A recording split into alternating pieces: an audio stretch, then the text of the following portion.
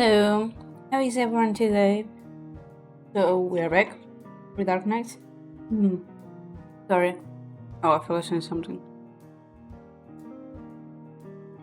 We are back with Dark Knight, and we are going to try to get the romantic ending with Zekor,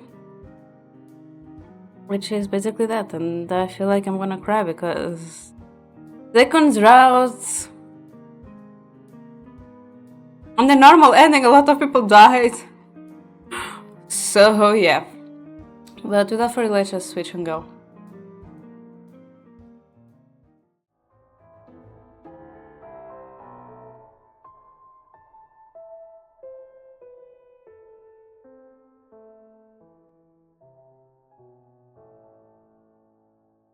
The music is still a little bit forcing my ears. So let's see if we unlocked something new here.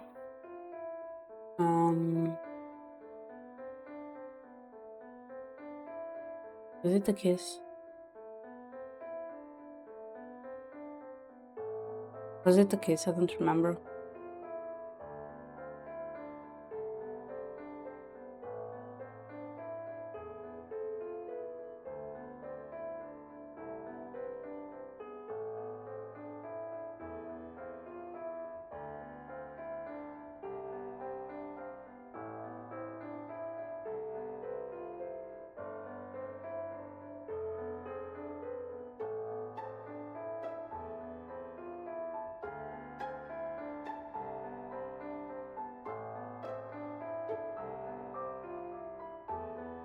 I don't think I got anything.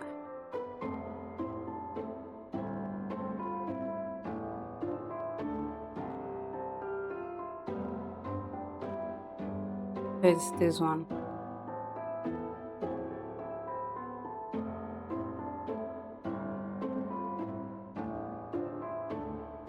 Huh. I still have more than half of the disc. It surprises me how much food he has hidden in the temple. Mostly fruit, but I am too hungry to eagerly dig in. They are delicious, and I find myself feeling full in no time. I glance over at Zeikun when I realize he has not taken a single bite. I'm fine. We sit by the temple and wait a minute. So Kaishi, Ryoji, and Ikuya died in the space of 5 days. How was the character okay? We sit by the temple entrance, staring at the sky, the colors of the sunset reflecting the bloody field before us. I clear the fruit peels before continuing our conversation. I'm glad I bumped into you. I didn't mean to, though. I was just running from those weird people and somehow ended up here. They showed up out of nowhere and I tried to break into my house. Escaping was my only option. I thought, you might know something about them. It's like you don't know how to sit still and be quiet. Please, tell me anything you know. Deacon crosses his arms and looks down at me.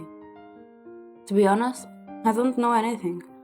I only watch from the sidelines and clean up the mess. And even if I knew, I wouldn't tell you anyway. You aren't useful in the least.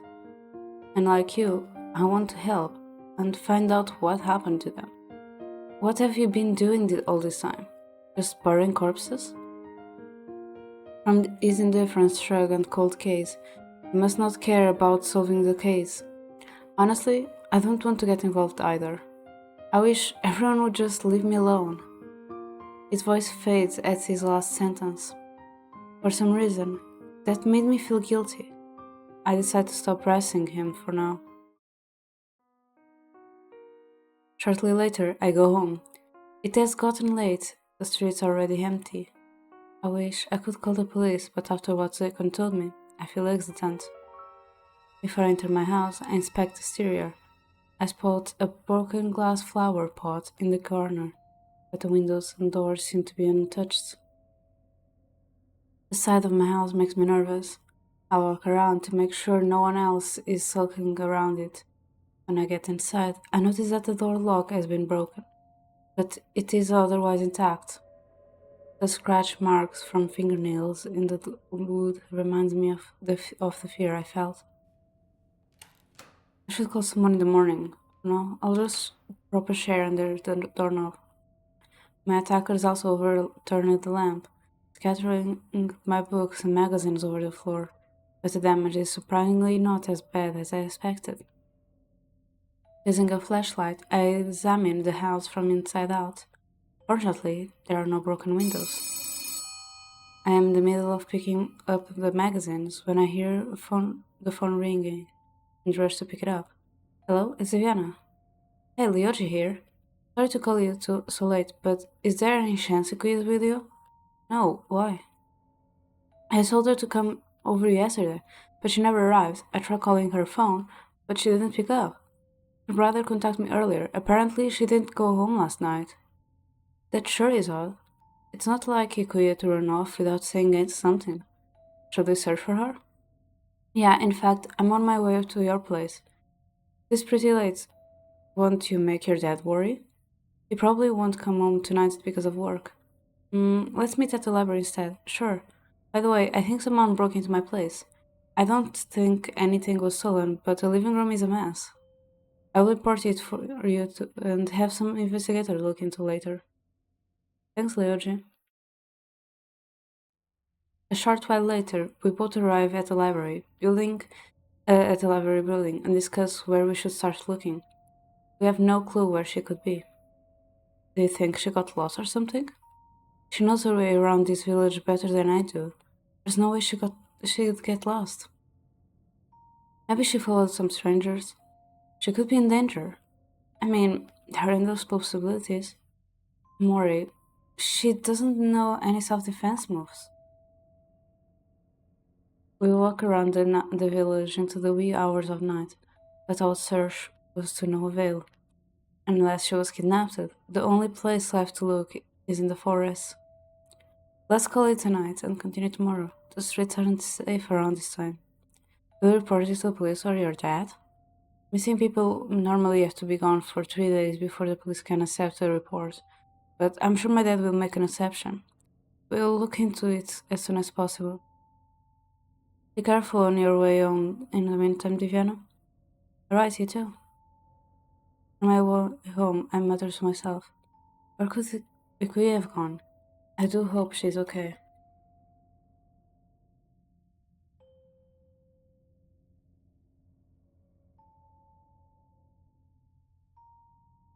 The past few days have been so eventful. I have paid no attention to you. I'm so sorry, Kuya. My friend still has not been found after a few days. Even her brother, she is closest to, does not know where she is. The police have already begun to look for her, though we have been told not to worry. Ryoji and I have not given up on our search for Ikuya. We investigate the village every day, and at night we pray for a safe return. Now it is exam week, which is a nice distraction.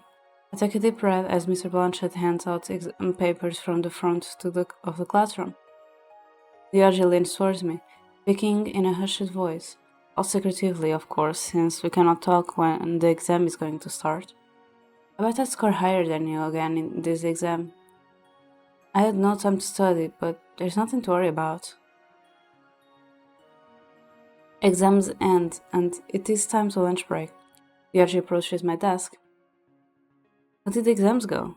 Naturally, it was easy. I'm sure I'll get a higher score than you. Don't get your hopes up just yet. We'll see what the results say. After school, Ryoji and I revisit certain spots in the village, hoping to find any clues to Ikuya's whereabouts. I feel like it's my fault. If I didn't invite her that day, she would be safe with us right now. Don't blame yourself, you couldn't have known. Even the cops are having trouble. Time is ticking and it's frustrating, not being able to do anything.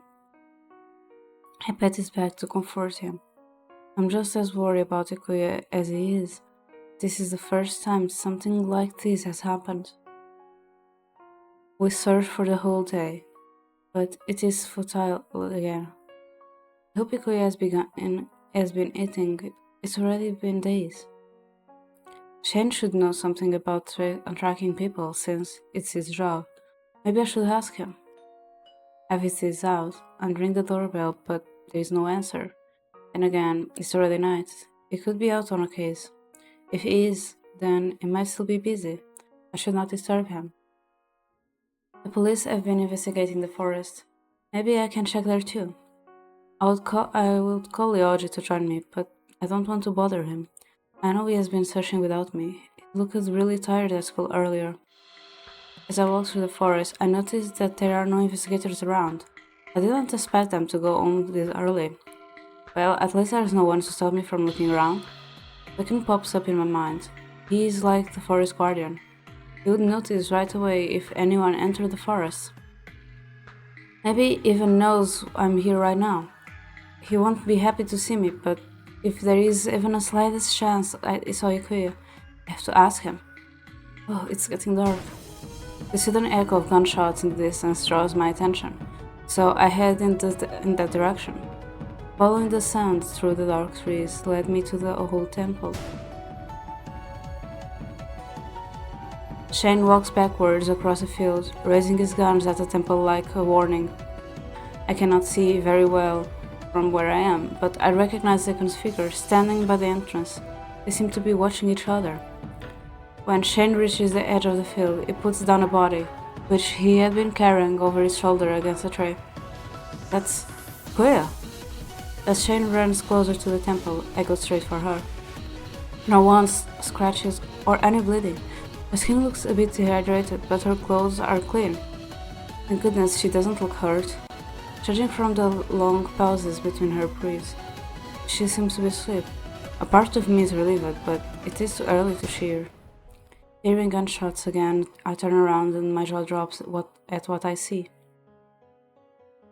Out on the field in front of the temple, Shane wields dual guns, fires without pause, but struggles to follow Zakon's incredible speed. Zakon uses the temple monuments for cover, dashing closer and closer until he leaps upward in a sudden attack.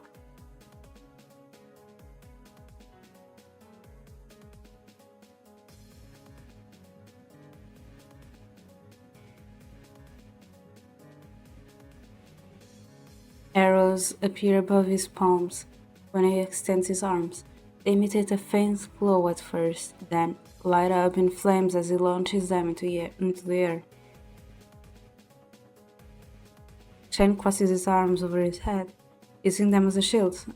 Some arrows strike his guns and simply bounce off. Some zip past him, and others pierce right into his clothes, leaving behind blood-stained tears. They seem equal matched, each strike made with ruthless precision.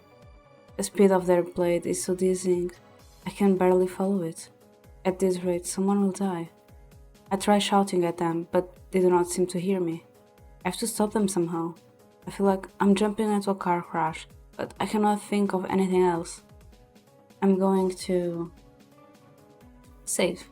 That's what I'm gonna do. That other time we hold Shane back, and that was hold Zakon back. When I get the chance, I dash forward and wrap my arms around Zakon. His arrows stop in mid-air and disappear in a flash. What are you doing? Stopping you from fighting! A gunshot interrupts the silence, and Zakon jerks away to dodge, pulling me with him, my arms instinctively clinging on tighter to him. With more bullets, Zakon continues to move, running across the field as it throws more arrows in his direction. Everything zips by in a blur, and the cold hair stings my face. I feel like I might be get flung into the distance if I let go. So high and fast. If you don't let go, you'll get hurt. If I let go, physics might hurl me away. Which might be worse, so no thanks. Anyway, please stop this pointless fight. I don't want to see you hurt either. Zakon stiffens and slows down after hearing this. Suddenly, it twists around and holds me tightly, and I do not understand why until I hear another shot. He grunts, and his and grits his teeth, his nails piercing into my skin. Did he just use himself as a shield to cover me? Are you on the demon side? Wait, is he referring to Zakon? Ken approaches us, his dual guns raised at us. I try to tug Zakon away, but then he mercilessly shoots a few times into Zakon's leg. Zakon staggers back, and I put my arm around him so that he does not fall. I turn back to Shane, who just coldly stares at us. Shane, what the hell? Now you can't escape anymore. Let's wrap this up. He really doesn't care who gets killed in his personal crusade. He alters one of his guns, only to pull out a golden knife from under his jacket. There is murder in his eyes, and for some reason, he looks in my direction. I cannot tell what he is up to. Shane? Without hesitation, he throws a sharp knife at me. Terrified, I raise my arms to cover my head. It takes a few seconds to realize I did not get hit. That's very low. When I look up, I see Zakon has moved in front of me. He holds the knife in his bare hand, bloody, seeping through his fingers. I knew you would catch it for her. Well, it was a decoy. A decoy? Then I notice several knives sticking out of Zakon's legs. Dark liquid oozes out, staining his clothes. It is horrific to look at. Zakon simply pulls the knives out and throws them away. He turns his head just enough to glare at me and speaks in a stern voice. "Yen, I better leave now." "Only if you run with me. Please don't continue this fight." Zakon thinks about it. His eyes flicker to Shane for a second.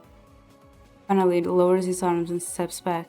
As promised, I release him and look around, wondering where to go. Shane suddenly pulls out his guns and fires. I let out a small scream as I watch Zakon fall to the ground before me. A pool of dark liquid forms underneath his feet. For a moment, I thought he was dead, but he's still living. Shane takes this time to reload his guns, then aims for another shot. I stand in front of Zakon to block him. Eyes on me, he unexpectedly fires at me, and my heart skips a bit. The bullets whiz past me, missing. It does not scare me. I'm determined to protect Zakon. Why are you trying to kill him? Have you never heard of the forest demon? It is obvious. Just look at him. No human could move with wounds like that. His blood is not even red. I don't understand your reason for defending him. So, what if he's a demon? Everything written about the demon is negative. The reputation is so bad that I cannot find any logical reason to argue with Shane, but I might as well try. Then I feel something at my back, and in a blink of an eye, Zakon runs past me toward Shane. The aura around him and his appearance has changed. The horns are on either side of his head, and his eyes glow faint red in the dark. His crimson hair seems to dance around him like flames as he moves. It matches the wild look of the arrows that have appeared around him again. His torn clothes match his fierce aura, more stylish than worn. It really is a demon. Also, this music is amazing. I love this. Shane blocks it just in time, and their battle starts again. The flow is different this time. Zakon is on the offensive. Despite his wounded body, he moves even faster than before. I watched in amaze as the arrows fly through Shane at a rapid speed, most of them connected to their target. It is a miracle that Shane managed to dodge some of them. Zakon reckless attacks leave him open to Shane's knife, but nothing seems capable of slowing the demon down. Their exchanges are so fast that my eyes cannot follow. Their clothes are dripping with blood, but they do not seem to notice their wounds. Neither of them seem to be winning yet, but it is not long before I notice that Zakon's movements are becoming sluggish. He seems exhausted. Before the fight can conclude, Zakon flees into the trace. Shane stares at the darkness where Zaycon disappears. I thought I'd go after him. Suddenly sinks down and is on his knees and starts coughing. My legs only move after the tension slips away from the scene. Shane? Whose side are you on? I'm not on any side. I told you to stop. Jumping in the middle of a fight and defending that demon. Damn my lungs. Shane unbuttons his blood-stained shirt. I see open flesh wounds and blood gushing out. He must be in a lot of pain, but only soft groans leaves his mouth. I'll bring you to the hospital right now. He pushes my hand away and shakes his head. Too late now. What do you mean, too late? You can't be... I can tell I'm beyond recovery. Damn that demon. Why do you trust him? Then keeps coughing, and I can see blood on his lips. I reach my cell phone, but Shane holds me back. Will not let me do anything. I do not know what else to do. Never mind, this is my aunt. Shh, don't talk too much. It will get worse. Do you have any requests? I do not want to be remembered. Burn and bury this body, or burn this body, whatever. Huh? Before I can ask why, Shane slowly closes his eyes and his body goes limp and heavy. I desperately call his name, but he does not respond. Checking his pulse reveals that he does not have one anymore. I stay with him for a while as his face turns pale and his hands get colder. I hope that some miracle will happen, but he does not move. Shane? He's dead. I hold his dead body, feeling anxious. What should I do? Call the police? He said he doesn't want to be remembered. Does that mean I should not tell anyone about this? Maybe I can find a clue in his belongings. I do not touch his knives and weapons, and simply leave them on the ground beside him. While going through his pockets, I notice that he has more injuries than I thought. He never left his back exposed, yet he has wounds and bruises covering his entire back. The dried blood indicates that they are not recent. They cannot be from his battle with Zaycon. Did he fight something else before coming here? I find a note hidden inside his inner pocket. To the finder of this body, do not let anyone know. Burn or bury it.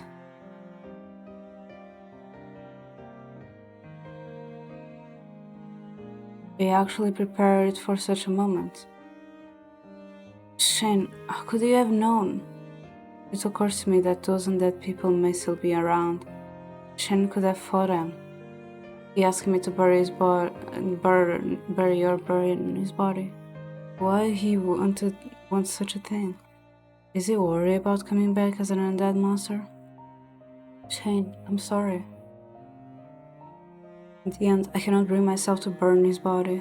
It does not feel right. Besides, I do not have the materials for it.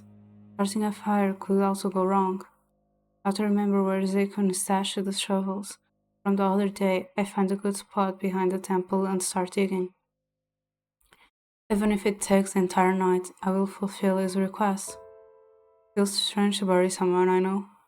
Even though we were never close, I feel very sad. A few hours later, I place flowers on his grave and whisper goodbye. Thank you for protecting me when you did. I hope you rest in peace here. Yuki is still unconscious. Too bad for leaving her alone for so long. But so much has happened that I cannot begin to process it all. Carrying her on my back, I go back to the village and bring her home. The next day, I reported status to the police via phone. Where did you find the girl? Just on the street last night. I don't know what happened to her. She still hasn't woken up. I see. I'll give her a call soon and ask about the details. Thank you for telling us. Hey, you live in the IQ neighborhood, right? Yeah? Have you seen Shane around? He's one of the guards there, and we haven't heard of him. No.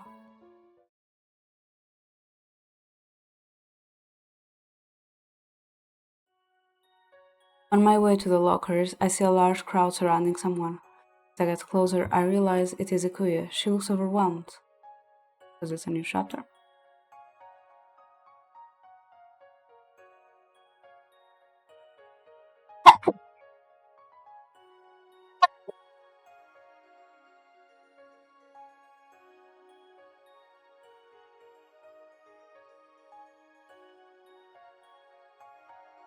I heard you got kidnapped. Did you see his face? How did they abduct you? I can't believe us students are being targeted. How did you even manage to escape? Jeez, give her a break. I forcefully push my way through the crowd and take Ikuya's hand, pulling her away. Wow, Diviana! We stop after we get a distance away, and I turn to look at Ikuya properly. How are you feeling today? Actually, you should be resting. I have so many things to tell you. You must hear this. Now? You realize I just pull you away so you wouldn't feel pressure to talk about it so soon. Don't you want to hear this? I got kidnapped for a few days and returned unscathed. Isn't it that unbelievable? Don't act like you took a vacation. Leon and I were so worried about you. We searched everywhere we could think of, and then what happened to you? Let me think. It happened in the evening when I was on my way to Leoti's place. I met this boy and talked to him for a while. He was asking for directions about some kind of haunted house. I was really sure. Everything went black after we departed, and the next thing I remember, I was being carried on the back of a crimson-haired man. He was really handsome, but with the way he was so rough with me, you'd think I was a sack of potatoes or something. That sounds just like Seikon. What did he do to you? Oh, he didn't have any bad intentions, I think. He brought me to a temple and told me I'd be safe from danger there. Not knowing how to reply to that, I can only nod as listen. I don't know how much time passed because it was so dark inside, but then a creepy guy with a gas mask burst through the doors and tried to take me with him. My memories are so fuzzy when I try to remember. It's like there is something missing.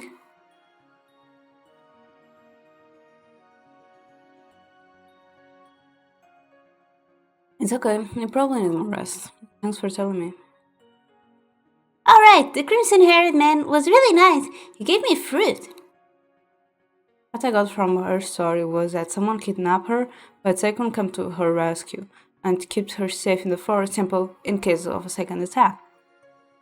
Shane must have caught wind of Ikuya being in the temple and misunderstood the situation, resulting in their fight. My gut tells me it was Kaishu who took Ikuya, but I consider the possibility that someone else could be after her. Whoever it was, they might try again now that Ikuya is back. I cannot rely on Shane anymore, so I have to protect myself. How about you stay at my place? We can have some fun together, and I can keep an eye on you in case something happens. Diviana, I don't need protecting, but sure, I'll go anyway. I feel slightly offended at the first part of the sentence.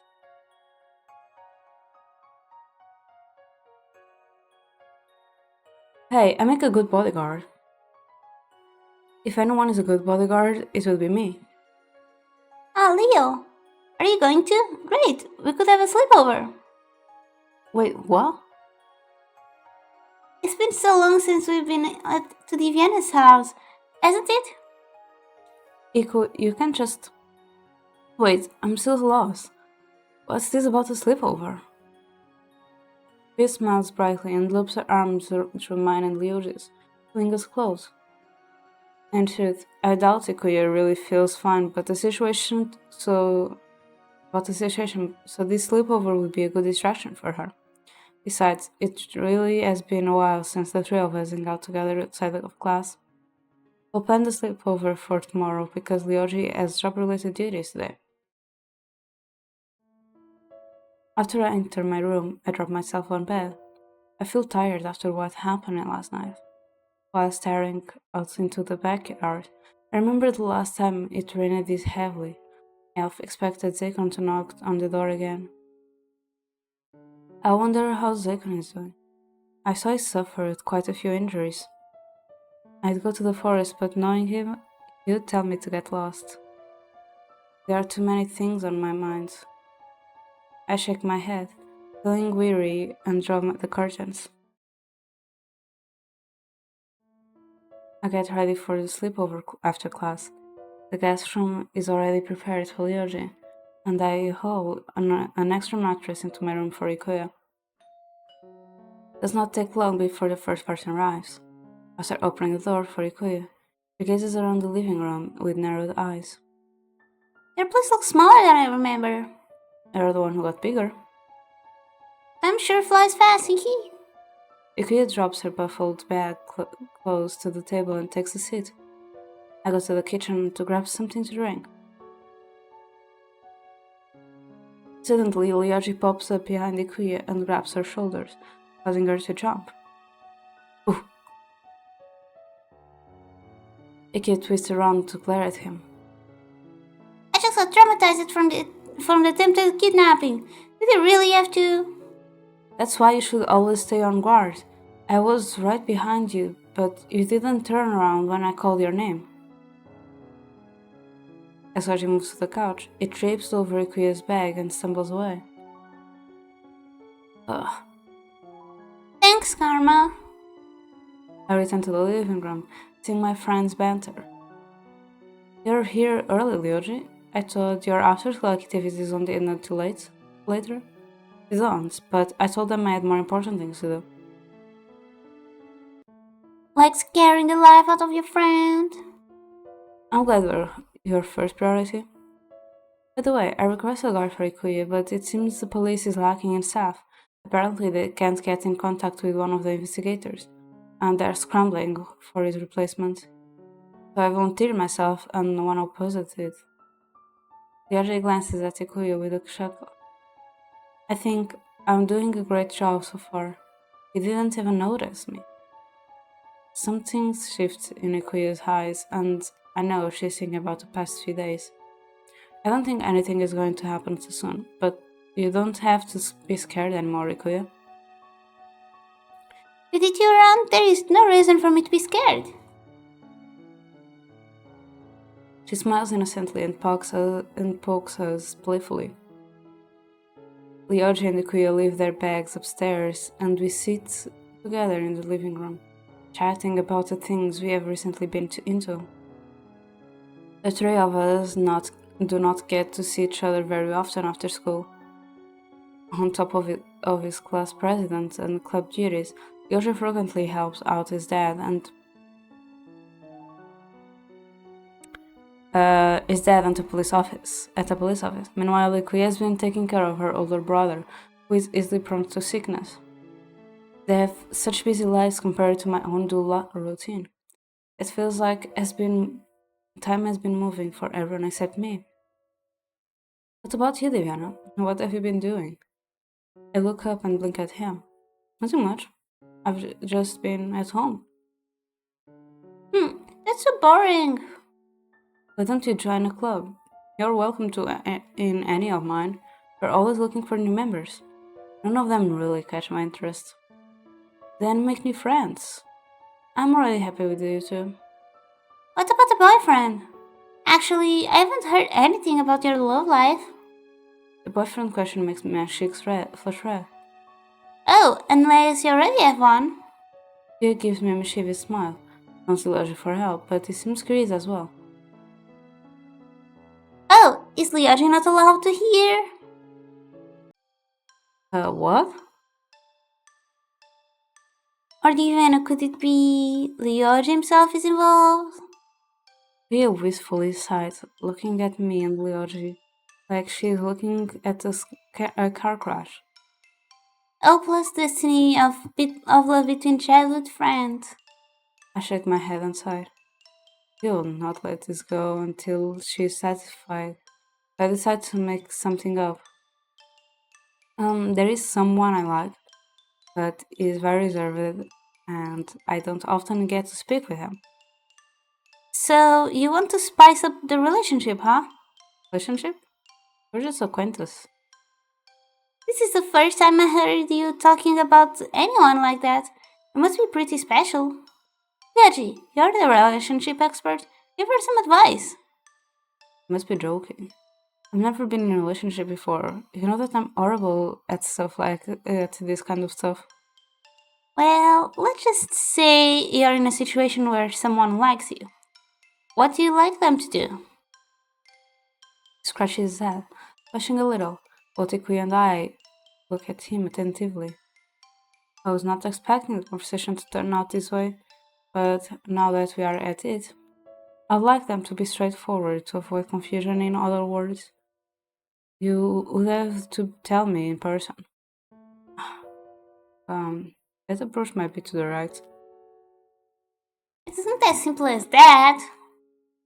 How could someone know if you don't say it directly? Diviana, be yourself around him and act natural. It's better when the person you like is good friend at the same time.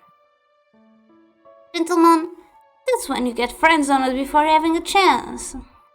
I don't think my bad habits should be part of my charm. Ha, don't worry.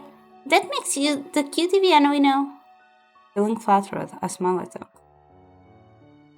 The recent events have been getting to me, but talking to my friends cheers me up. It makes me think about how life had turned it around after meeting Zakon.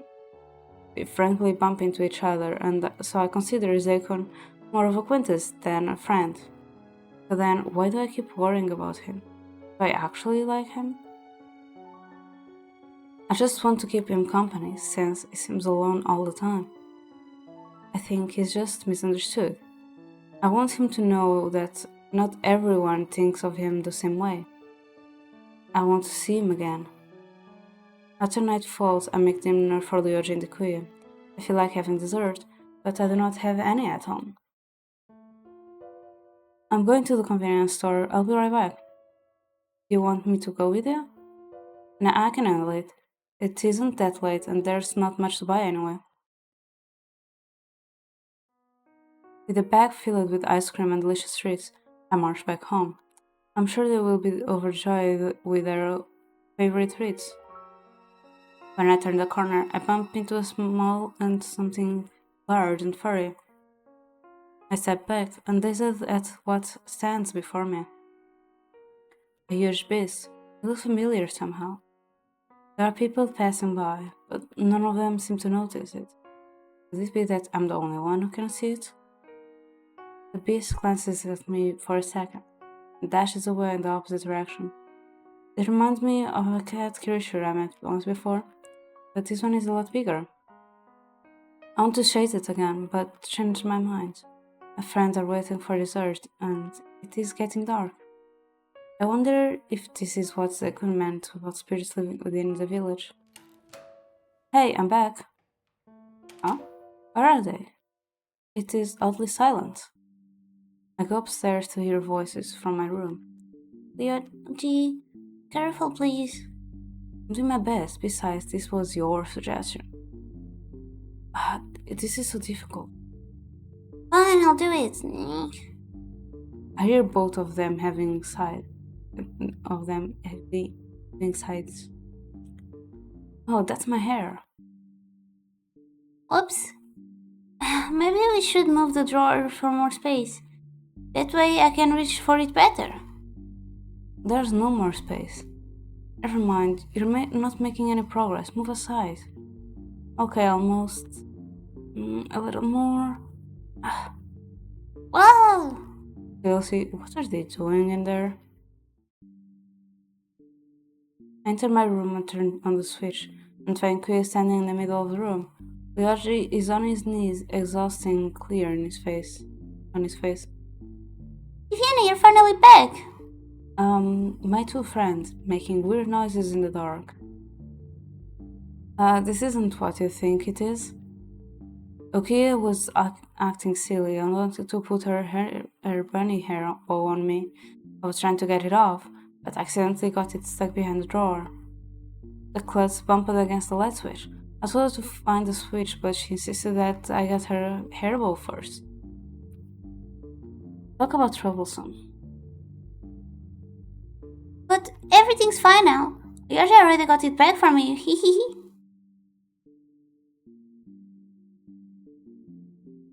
I shake my head at this too.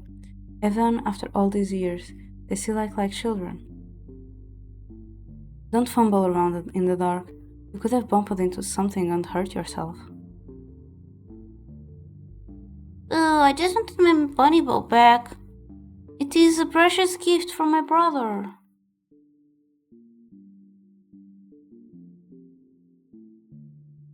We head back to the living room, dig into the food I bought from the store. We chat for a bit longer until we start to feel sleepy. I quit my room. Yoshi starts to follow us, but I stop him, pointing to the guest room. Why am I the only one sleeping in a different room? I don't want you to stare at us while we are changing. What kind of person do you think I am? A closet pervert? Yaji rolls his eyes, stifling a small laugh.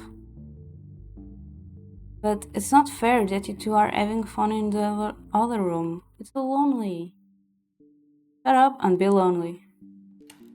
I push him into the guest room and close the door. Aw, poor Yoji. He has no choice. My room can't fit 3 people. I'm sure he understands. This takes me back to the elementary school sleepovers we had. We should do this more often, it's so fun. Yeah, I agree.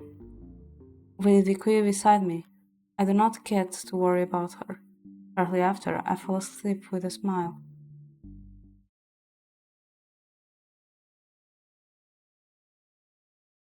A strange noise suddenly wakes me up. I open my eyes and rub my face. When my blurry vision clears up, I see someone bent over me with a wide grin. Kai covers my mouth with his hand before I can scream. Moving his face closer, he whispers, "I wasn't expecting you to wake up. It's interesting how easily you pick up my presence compared to everyone else. Thank you for bringing me the other cursed soul. It saved me the trouble to search of searching for her." And I wrestle against his rib, but he forcefully grabs my wrist with his other hand. Ikuya, you. Yes, it was me. This time I will take you both. Like hell, that's happening. Yes, it will. Unfortunately, our game ends here, Diviana. No way, can you read my thoughts? I need to get him away from Ikuya. While Kashi has pinned down my arms, I can still move my legs. I forcefully shove a knee into his guts, causing him to pull back. It is only then that I realize is floating a few inches above me.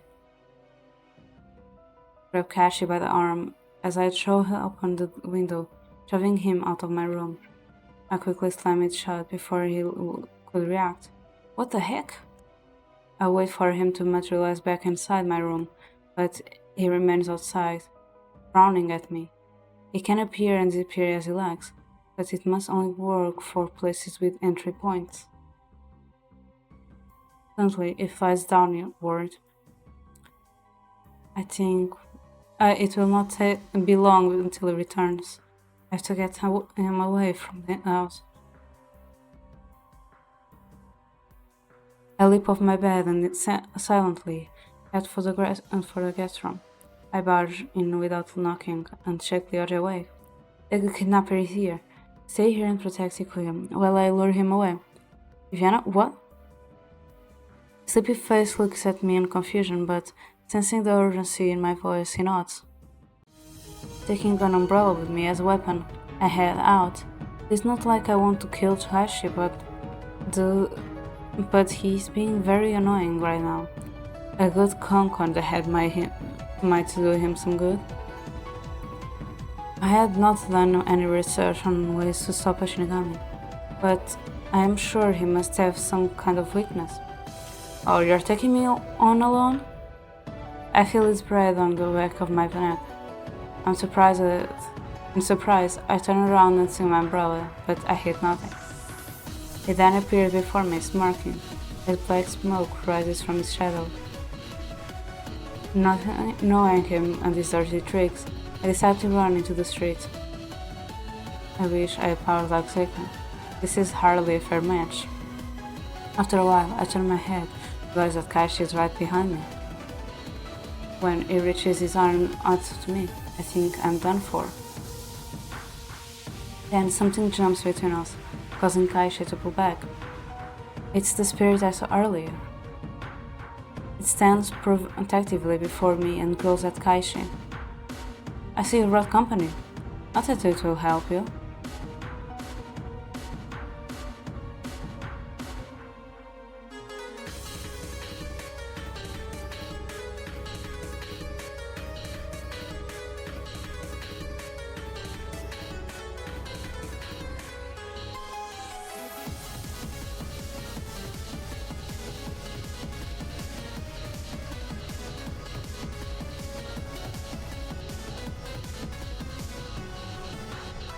So I'm just trying to look.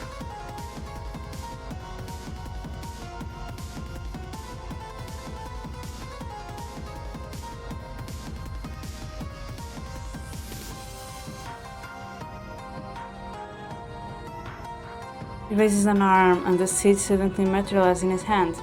Without communication, the two start to fight. Cash attacks are grand, but the spirit slips through them smooth like butter. I worry about the spirit, but it seems to be defending itself well. However, it cannot seem to land an attack on its own. Waiting to help, I wait for an opening before I leap forward, swinging my umbrella at Kaishi. He dodges and moves away from either of us, lowering his seat. 2 against 1 isn't exactly fair. Says the one who uses Shinigami powers whenever he wants. You're always so amusing. This is a waste of time. I'm better off taking an easier prey. He turns away and heads back in the direction of my house. Oh no, he's after Ikuya.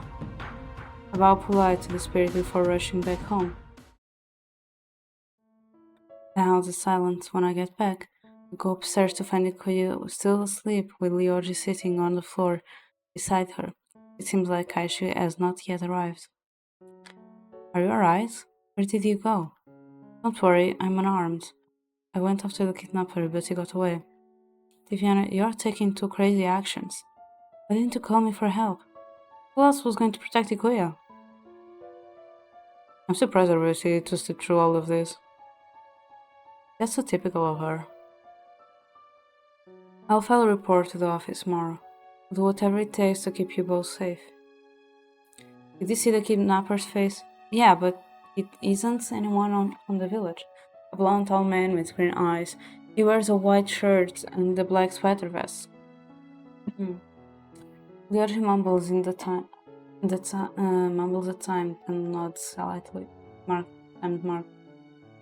Well, we're not dealing with. Never mind. Thank you, Ryoji. I think we should stay separated.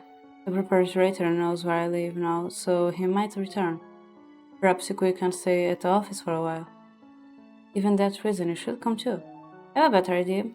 A lot of guards around my place to set up a trap. Next time they will surely catch him. Ryoji frowns and rubs his head. I hope you know what you're doing. With Shane out of commission, he has no enemies to keep him at bay. Ryoji, I should head back to sleep. I'll watch over Ikuya.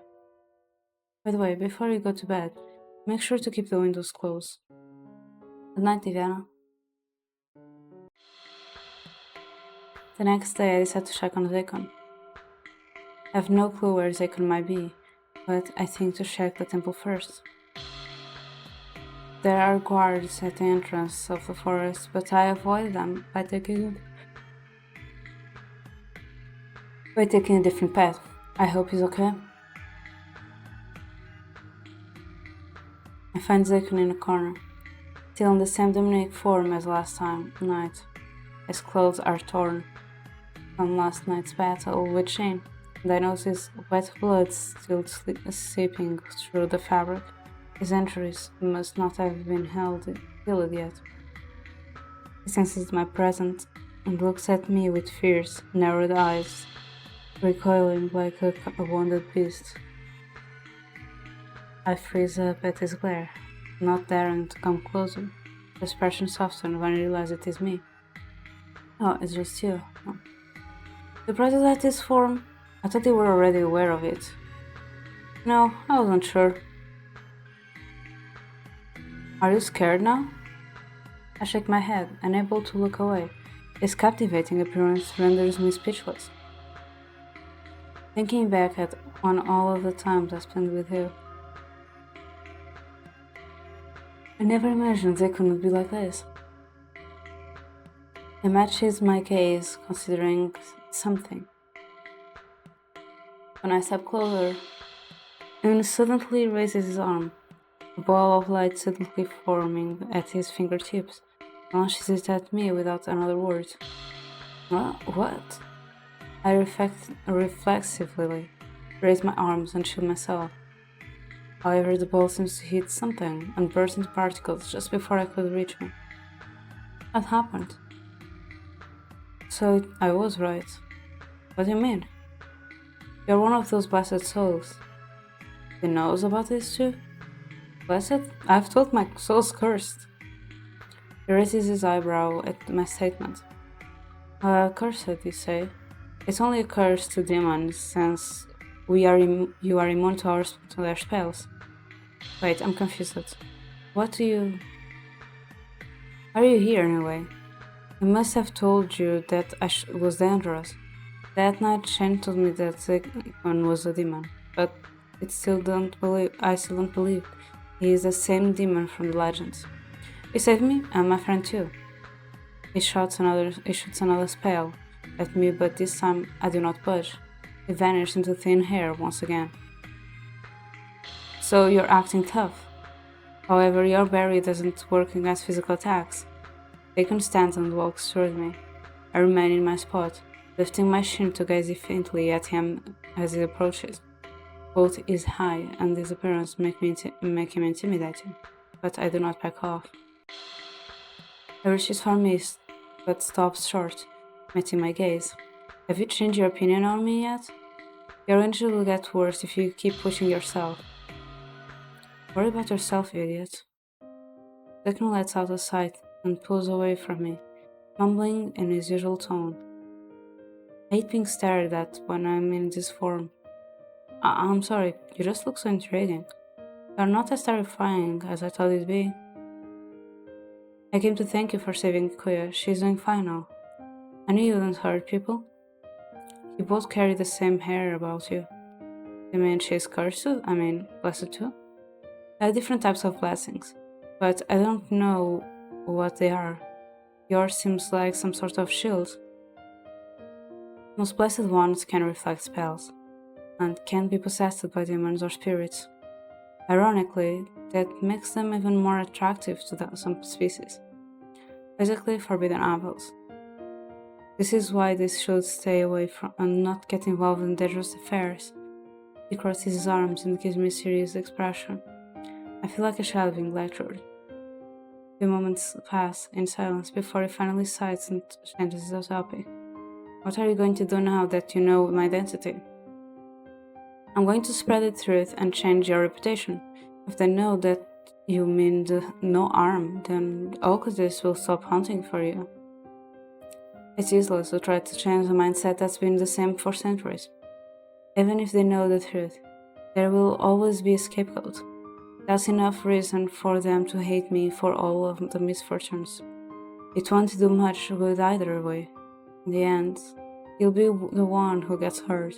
So just give up. I'm not giving up. You really think that telling them the truth would solve everything? People believe what they want to believe. The fact remains that I'm a demon living in the forest. There is no use convincing those who won't listen.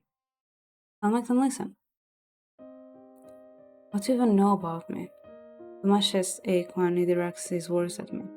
It gives me more reason to understand you. Aren't you the hypocrite here? I keep giving you the benefit of the doubt, but you have a fixed view of me. For a moment, his expression softens. He looks as if he wants to say something to me, but quickly shakes his head. Don't trouble yourself over this.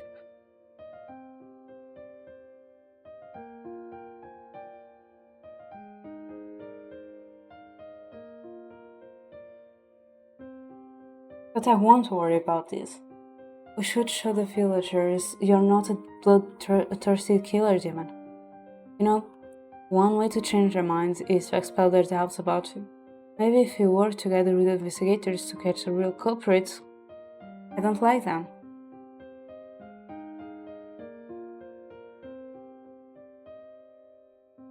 Silence falls between us after Zekon makes clear he does not want to change his reputation, nor accept help. His words made sense, of course. It's difficult to change how people think. Have I been doing the impossible all this time? No, there must be a way. After all, stories do not always stay the same after being passed down countless times. He sits down near a futon. I follow, taking a seat next to him. Being this close to him, I can see his wounds clearly. The blood stains on his clothes are still dark, almost like ink. It's already been days. Why didn't you heal yourself? You did to me once. It doesn't work on my own body. The bullets were enchanted, but I've already removed them. It takes a long time to heal. He averts his gaze and turns his face away. I wonder if this is the first time he got hurt this badly. Imagine he hasn't been involved in any intense conflict in a long time. This means that he's been sitting in a corner, trying to let it heal naturally, for who knows how long. He must be so lonely. Is Zekon aware of the modern medicine, like pills, antiseptic, and such? Or has he never bothered to look into it because he never tries to step into the village? How is that man doing? Oh, you mean Shane? He died to severe blood loss from his injuries, although he was already covered in wounds before he fought you. I didn't mean to. Mind. I think he was under the misconception that you took Ikoya. Because of that, he wanted me dead. He's after supernatural beings, so perhaps he suspected you as a demon. Do you? Of course not. Zekun looks at me, then shakes his head while hiding a smile. That's out of the sight and lifts his chin to stare at the ceiling. You're right, I'm not a demon they speak about in the myths and stories. That would be my grandmother. She grew greedy for power, leading other demons to turn against her. That's what caused all the bad rumors too. Eventually, she repeated what she saw. Balance found its way back, and all that was left was this forest. This place is my only memory of her, so I started to protect it. With this collar, I'm chained to this place. It was her last gift. It sounds more like a curse than a gift. You locked your freedom away. I was given a purpose to live. I don't care about the rest. When I was younger, I thought of living, but I gave up on the idea. Since these stories have been around for a long time, does that mean you are as old as this forest? I'm just as old as I look. You could have lived centuries with that iron face. I pity you for being misjudged all this time. That's what I deserve for what my ancestor had done. You are you, their actions don't decide your fate. Even if I change my past stays fixed. You people are so fixated on your history. Well, we try to understand history so we can avoid repeating mistakes. But I will admit that it doesn't always work. People stick to what they believe. if I don't understand what I'm getting at. Right now, I have nowhere else to go. I can only protect this forest. I couldn't scratch his head. It takes some time to get used to, but this place isn't that bad. There are spirits living here, most of which can protect themselves from humans. Suddenly small glowing balls of light materialize in the air and start dancing around me. Shaped like marshmallows, they have characters written on them, girl and boy. If you can see them, they have decided to open up to you. Oh my, I can't believe the spirits look this cute. I watch them float in the air. They seem fun to play around with. Notice Akon watching me with an amused smile. It is the first time I have seen an expression like that. I cannot help but blush. Most of them live in the forest, but there are a few wandering in the village as well. Some have harmful intentions, though, so it's better to not trust any of them. Spirits and humans are not supposed to get along anyway. Would they attack humans? My job is to protect them from others, not the other way around. Wow, this is a whole new world. In a fantastic point of view, yeah. I've always been scared of things I can't touch, but you showed me a different side of them. Huh? Anyway, I think I have figured out why so many are getting possessed. There should be a guardian in this village who keeps corrupted spirits in check, but disappeared a while ago. I don't know what happened to him. I know numerous priests say the guardian I'm talking about is not human. He originally lived in this temple, long before I got here. I wasn't really familiar with him, but I know he purifies the spirit. If he had been here, I wouldn't be in this mess to begin with. Is the guardian a demon like him or something else? Kashi is the other only supernatural being I know, but it definitely isn't a guardian. I continue talking until night falls. Deacon shares more about himself, like how he wants to treat demons and villagers as equals, yet distance himself from the latter. And if he did engage with villagers, it was only to tell them off. That sounds familiar. He also said that he never met someone as persistent as I am, since I was the only one who stuck around despite his warnings. By the way, how did you get past investigators at the entrance? I took a detour using off-limit roads. You really are asking for trouble. Well, the worst thing that can happen is me getting lost, but I have a map. Your people must be slacking off for missing a trespassing little girl. In that case, it might be safer to head out. Where are you going? None of your concern. You might as well head home.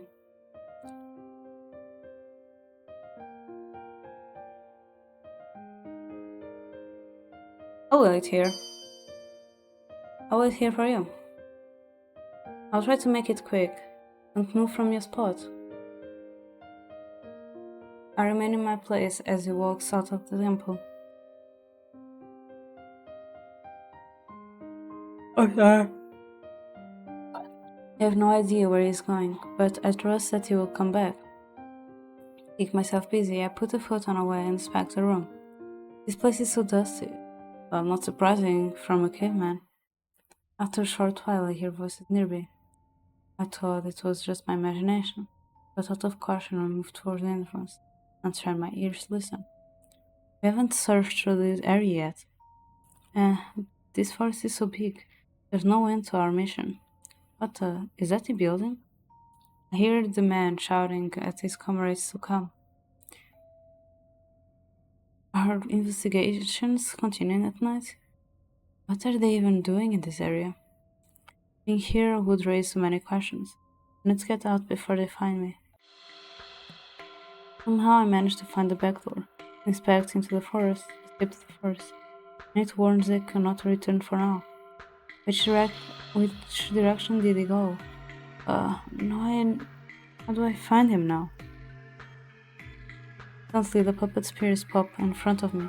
Speaking of timing, they led me to where Zekon is before heading back to the temple. Just keep going straight, you won't miss him. Thank you very much. The further I walk, the more mist gathers in my surroundings. For a moment, I hesitated to go on, but then I noticed a hot spring ahead. Out of curiosity, I take a closer look to see someone there. Is that Zikon? My gaze is immediately locked on his body. Most of his wounds have already stopped bleeding, but I cannot tear my eyes away from the large scars running across his back. In a way, he looks almost invulnerable. My cheeks grow hotter. Zikon notices my stare and calls out to me. Did you decide to join after all? No. Can I wash your hair instead? Since I owe you for saving me, I might as well repay for your favor. He glances at me speechlessly, but then gestures to come. I approach him nervous, but not knowing where to look at. I feel my heart beating faster. Even though I offered, I was not prepared for this. I kneel by the edge of the springs as Akon wades closer to me. Having never looked at him up close, I did not realize how handsome he is. I wonder if it really is okay to approach him like this. I reach out and take his hair in my hand. I use my fingers to comb through it, casually scooping water to rinse it. When I accidentally touch his skin, he moves away. Sorry, does it hurt? No, I just don't like being approached from behind. As you can tell from the scars, it never ends well. There are wounds that can't fully heal. After all, I'm not immortal. Most were left by demons, other humans. He averts his gaze and comes back to me. I gently pat his head in an attempt to comfort him. I watch him loosen up. I am glad he's more relaxed now. When I comb his hair away from the right shoulder, my fingers gently brush over his stars. This time, he stays put. I thought no human could ever caught sight of you. What happened to them? I don't think any of them took me for a demon, but I had no choice other than to drive them away. I may even injure some of them. Blame me for it? No. My grandma used it to make sure humans didn't survive when they stumbled into the forest. I'm still not convinced. In my realm, death is common, but I thought humans put more value to life. Why do you keep walking down this path? Well, you can't judge the ones who do. They always have a reason. If you're trying to chase me away, you can't stop. Yeah, my impression of you hasn't changed since we first met. You saved me time and time again, even though you weren't fond of me. Your heart is good. I knew from those moments that you weren't the bloodthirsty demon everyone talks about. He remains quiet while I continue to rinse his hair.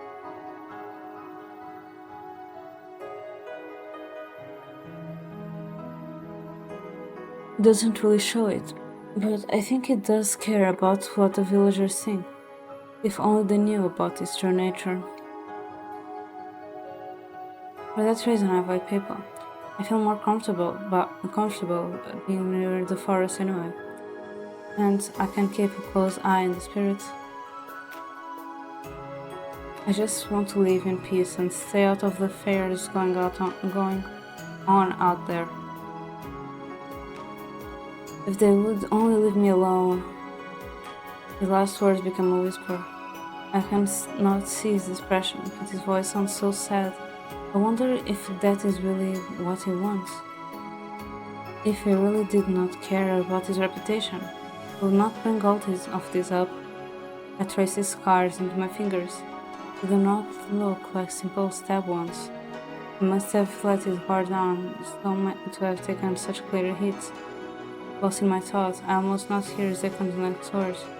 Thank you. Corners of my mouth curl up at hearing this. Excuse me, I'm going out. Ah, right. Turn away as he steps out. After he gets rested, I notice all of his visible wounds have healed. I stare at his long hair and offer to braid it. I stand behind him when he sits on a rock. My fingers comb through the fine strands. I wonder if all demons have such beautiful features. When it's full moon, this place turns into a healing spring. If you bathe together with the demon or another powerful species, you'll heal even humans from minor injuries. Too bad I missed such a golden opportunity. Next time, maybe. That night, Zaykun brings me home, saying that the streets were dangerous and that he wanted to assure my safety. Thank you for visiting me today. It's the first time he thanked me so openly. I'm speechless. Also, you shouldn't come too often. With that man investigating the forest, you might get caught.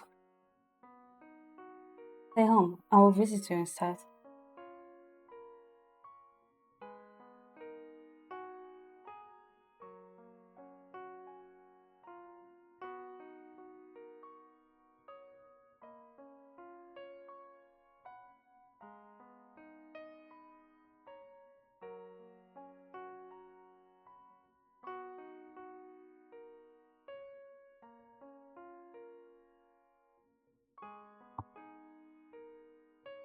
My eyes widen at his words. Did I hear that right? Most spirits are active at night, and don't do stupid things. Like that night you ran into the forest. I can't help if evil things like those possessed people are attracted to me.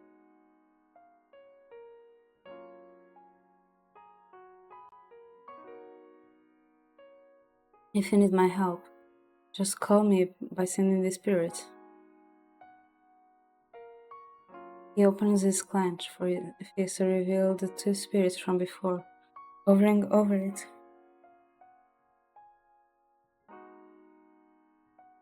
They float towards me before disappearing into thin air. They're invisible, but they will be guarding you.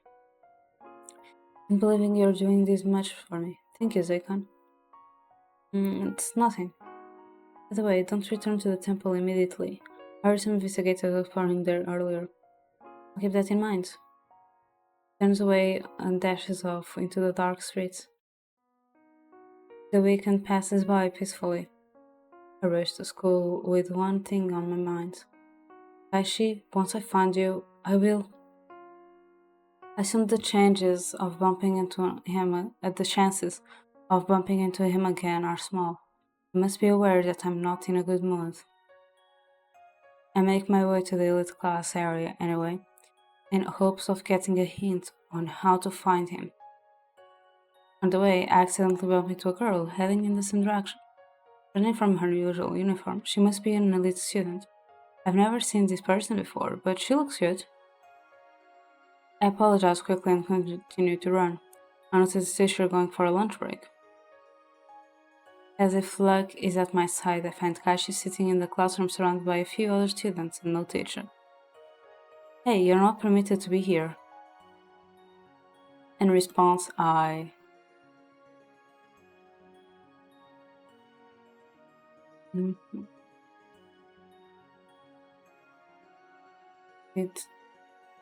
Yeah. I glance at him and walk in, ignoring his words. Grabbing his arm, I pull him up and drag him out with me forcefully. Hey, where are we going? We can't make a scene in front of these people. We sure got cut to show up at school after what happened last week. An honor student, and like those slackers, I always attend. Don't think I will easily forgive you for trying to hurt my friend twice. I pin him against the wall and look down at him with a devil's expression. What should I do with the naughty little boys? Aware that he is defenseless, he can only force an innocent smile. Beating up a student won't improve your reputation. I've knocked out a few first years before. What do I have to lose anyway? We're at school. I'm aware of that. But I saw your teacher going for his lunch break. He won't be back for a while. What might be better? I can report you right to the police. There were more witnesses that day. I have a piece of information that might be interesting to you. Shall we make a truce? His eyes look directly at me. I can tell it is not a lie. Excited and relieved after loosening my grip. Crossing my arms, I wait for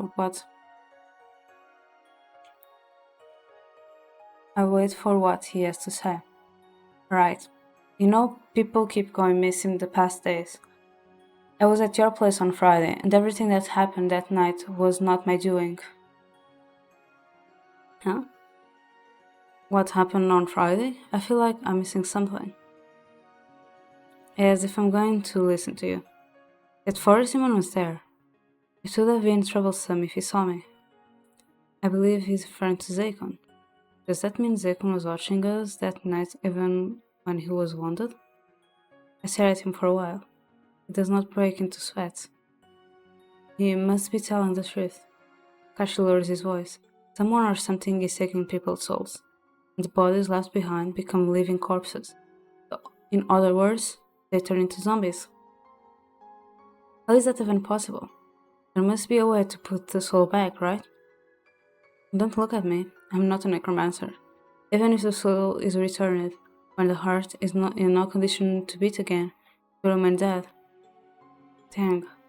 How are we supposed to catch such a twisted person? By the way, how many souls have you collected? And how many do you have left to collect? I only took 2 souls, and I still have to get to the last souls. The souls of you and your friend. Many were taken and turned into evil spirits. Once those souls are corrupted, it becomes harder for me to take them. Can't you change them back? I have only one job, which is collecting cursed souls. I don't have powers or anything else. That means there is a third party involved, Heard those souls as cursed.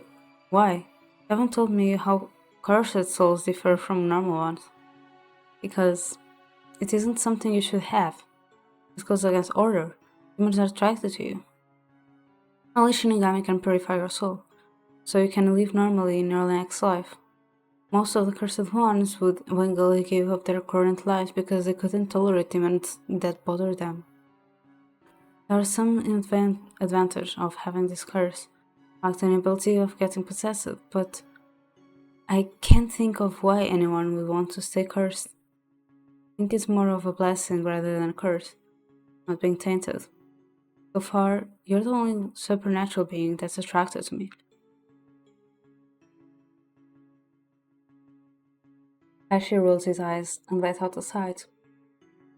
Anyway, just know that there are more deaths than I have taken lives. It really wasn't your doing. That was what I've been saying the whole time. Why would I take an extra 100 souls for no reason? Even so, you are still guilty. I won't let you get Ikuya and me. No, as if I'm going to listen to you. With a disapproving expression, I pinch his cheek. Struggling in my grip, it tries to escape, but his efforts are useless. I will spill your identity if you don't stop the kidnapping. Like anyone would believe you. I never know what people will believe. I finally let him go and glare at him once again. He rubs his cheeks and turns away. You'll regret this. I leave this area and head to my own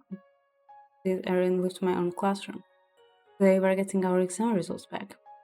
There is nothing to worry about. I know I'll pass like I always do. Vivian, how much did you score? I did send 94% mark. I knew studying would help. Luigi looks away flustered. Grab his score sheet and take a look. 72% isn't bad though. Must have cheated to score that high. Oh, come on, Lyoji. Don't be a sore loser. I studied hard for this. Next time better. Classes passed by quickly.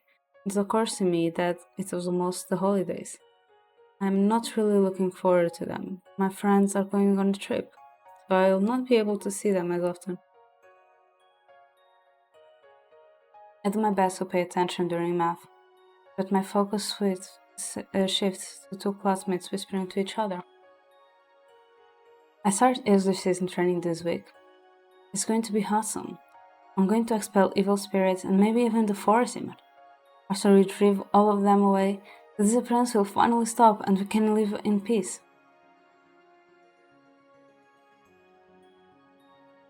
It sounds like a waste of time.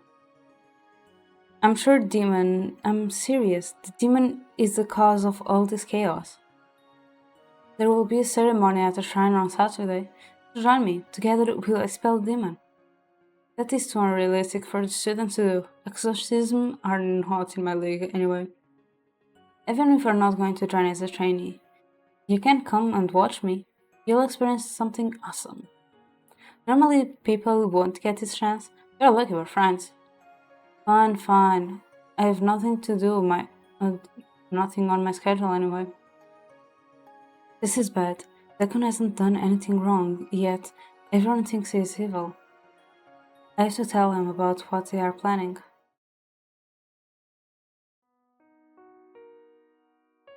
Let me just save.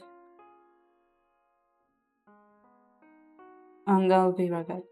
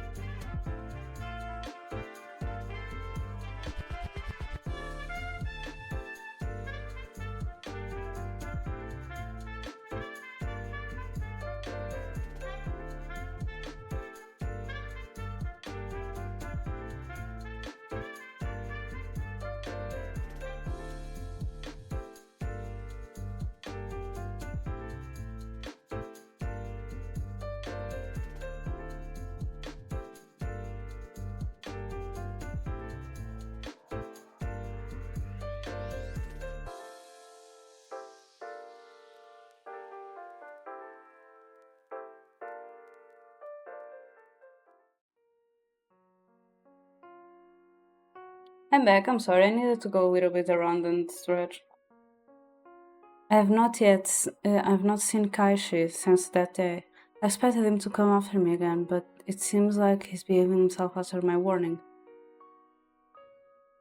Okuya has also been looking fun and attending classes regularly. Dekon has been on my mind for the past few days. I keep worrying if he was discovered or something happened to him. I tried to visit the forest, but there were too many investigators on standby, making it impossible to find an opening to slip through. After class, I head to the library to borrow a few books with Ikuya and Lyoji. While I'm here, I decide to research more about the demon. It is not surprising that the library has many books about it. I take every book related to temples. Night at the Temple, a comedy horror series about a regular priest whose life changes forever after he accidentally finds his stone deity statues walking around when the moon rises. There are even fictional stories about it. Not exactly what I'm looking for, but I was unaware of how popular the team is. Hey Diviana, did I tell you they've already caught one of the murderers? What, really? The tracks led us to the abandoned mansion where we found him dead. We initially assumed that it was a suicide, but there were no signs of struggle, so he was probably killed. But there were signs of struggle.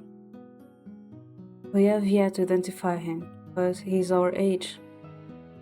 Isn't responsible for all the cruel killings? Was there anything odd about him? What do you mean? Well, I was kidnapped, but maybe it's the same person. Have your memory returned, Ikea? I've been doing my best to remember what happened. I think he's strong enough to do it. No, I'm sure the real culprit is still out there somewhere. I think Devon is right. The killer we found was acting individually. It's obvious when you look at the killing methods. Lyoji, what did the cops do if the culprit, I don't know, happens to be a supernatural? No, that has never happened. Besides, there are even supernaturals in the village. Yes? Yes? How are you two so sure? Especially you, Diviana. Tell me what a skeptic has experienced. What I'm about to tell you may sound ridiculous, but I'm giving it a try anyway. I was kidnapped by a Shinigami, a demon came to my rescue. It also saved me multiple times when I was on the verge of death. There are many rumors going on about him, but barely any of them are true. Are you sure he was a demon? The real forest demon was sealed away. He's just a relative of hers. I saw it with my own eyes when it transformed into a demon. A lot of blame is being put on him, even though he has nothing to do with it. Are you referring to the crimson-haired man who saved me? Yeah, he's a current forest demon. Wow, I never knew there was something mysterious about him. I knew there was something mysterious about him. Never thought he was hiding this. After what he told us, it makes sense now. I feel bad for what he's going through. Rumors are one thing, but the people that keep them going are something else. You're right, Hikuya. He glanced at Lyoji, who seems to be deep in thought. Would he believe us? He is the one who has not experienced anything strange so far. Alright, I'll give you guys the benefit of the doubt. I mean, even Ikuya trusted him when she was so scared of him in the beginning. Anyway, it seems the remaining murderer is hiding behind the forest demon rumors, feeding off the attention. The fact of the matter is the murders are still ongoing, and we haven't even identified all of the preparators yet. I'm in no idea on this. I'm embarrassed to say that the cops haven't been able to make much progress. They've been working hard, yet the number of victims continue to increase.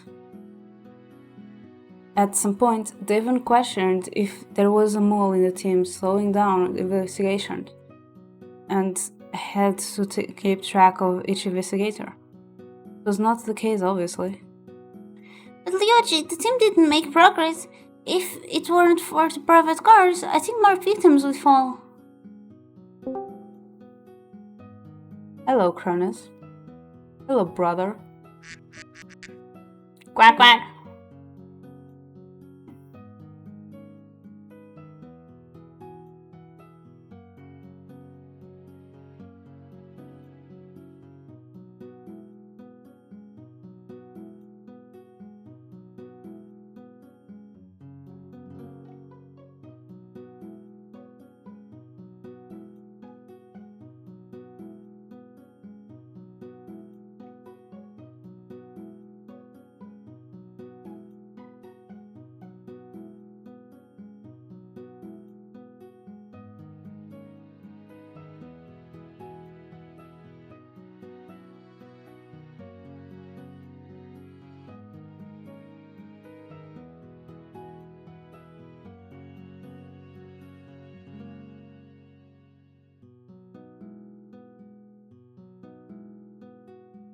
I understand your frustration, but please don't blame yourself.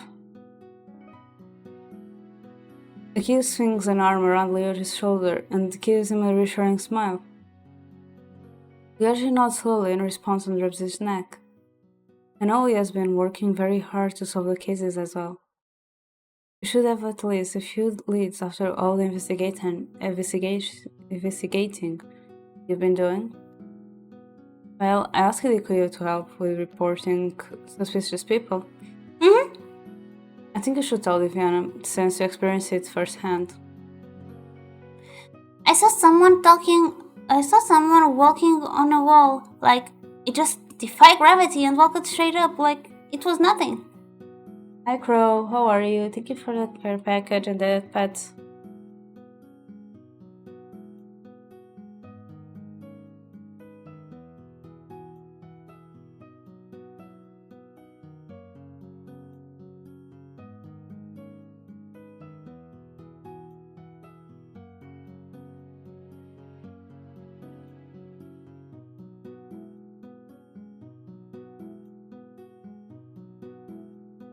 I already cried. They killed Shane. And Shane was like, I will not survive, and the main character was like, no, you will survive. And Shane was like, no, I'm past my time. I don't want to be remembered, just bury or burn this body. And I'm like, no.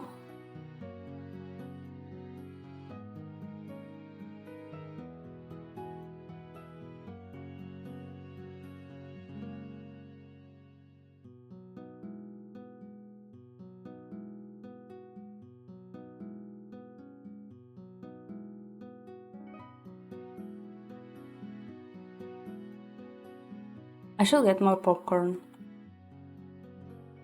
Are you sure you didn't just stream it?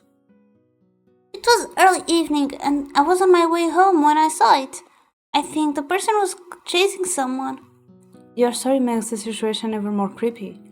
Walking on walls can definitely help hide your tracks. Even so, we haven't found any clues on the walls at the crime scenes, so it probably isn't related. I'll keep it in mind though for now. By the way, are you still looking into new residents? We only have a few left to check up on, but they're still on the list of suspects. Good, if it happens to be none of them, that is one less possibility. We continue bouncing theories until the sky grows dark. I want to do more research, so I stay a bit longer while Queen Lyoji head home. There is a whole archive with information about the forest demon. Curious, I browsed through it. One of the oldest records mentioned the female voice.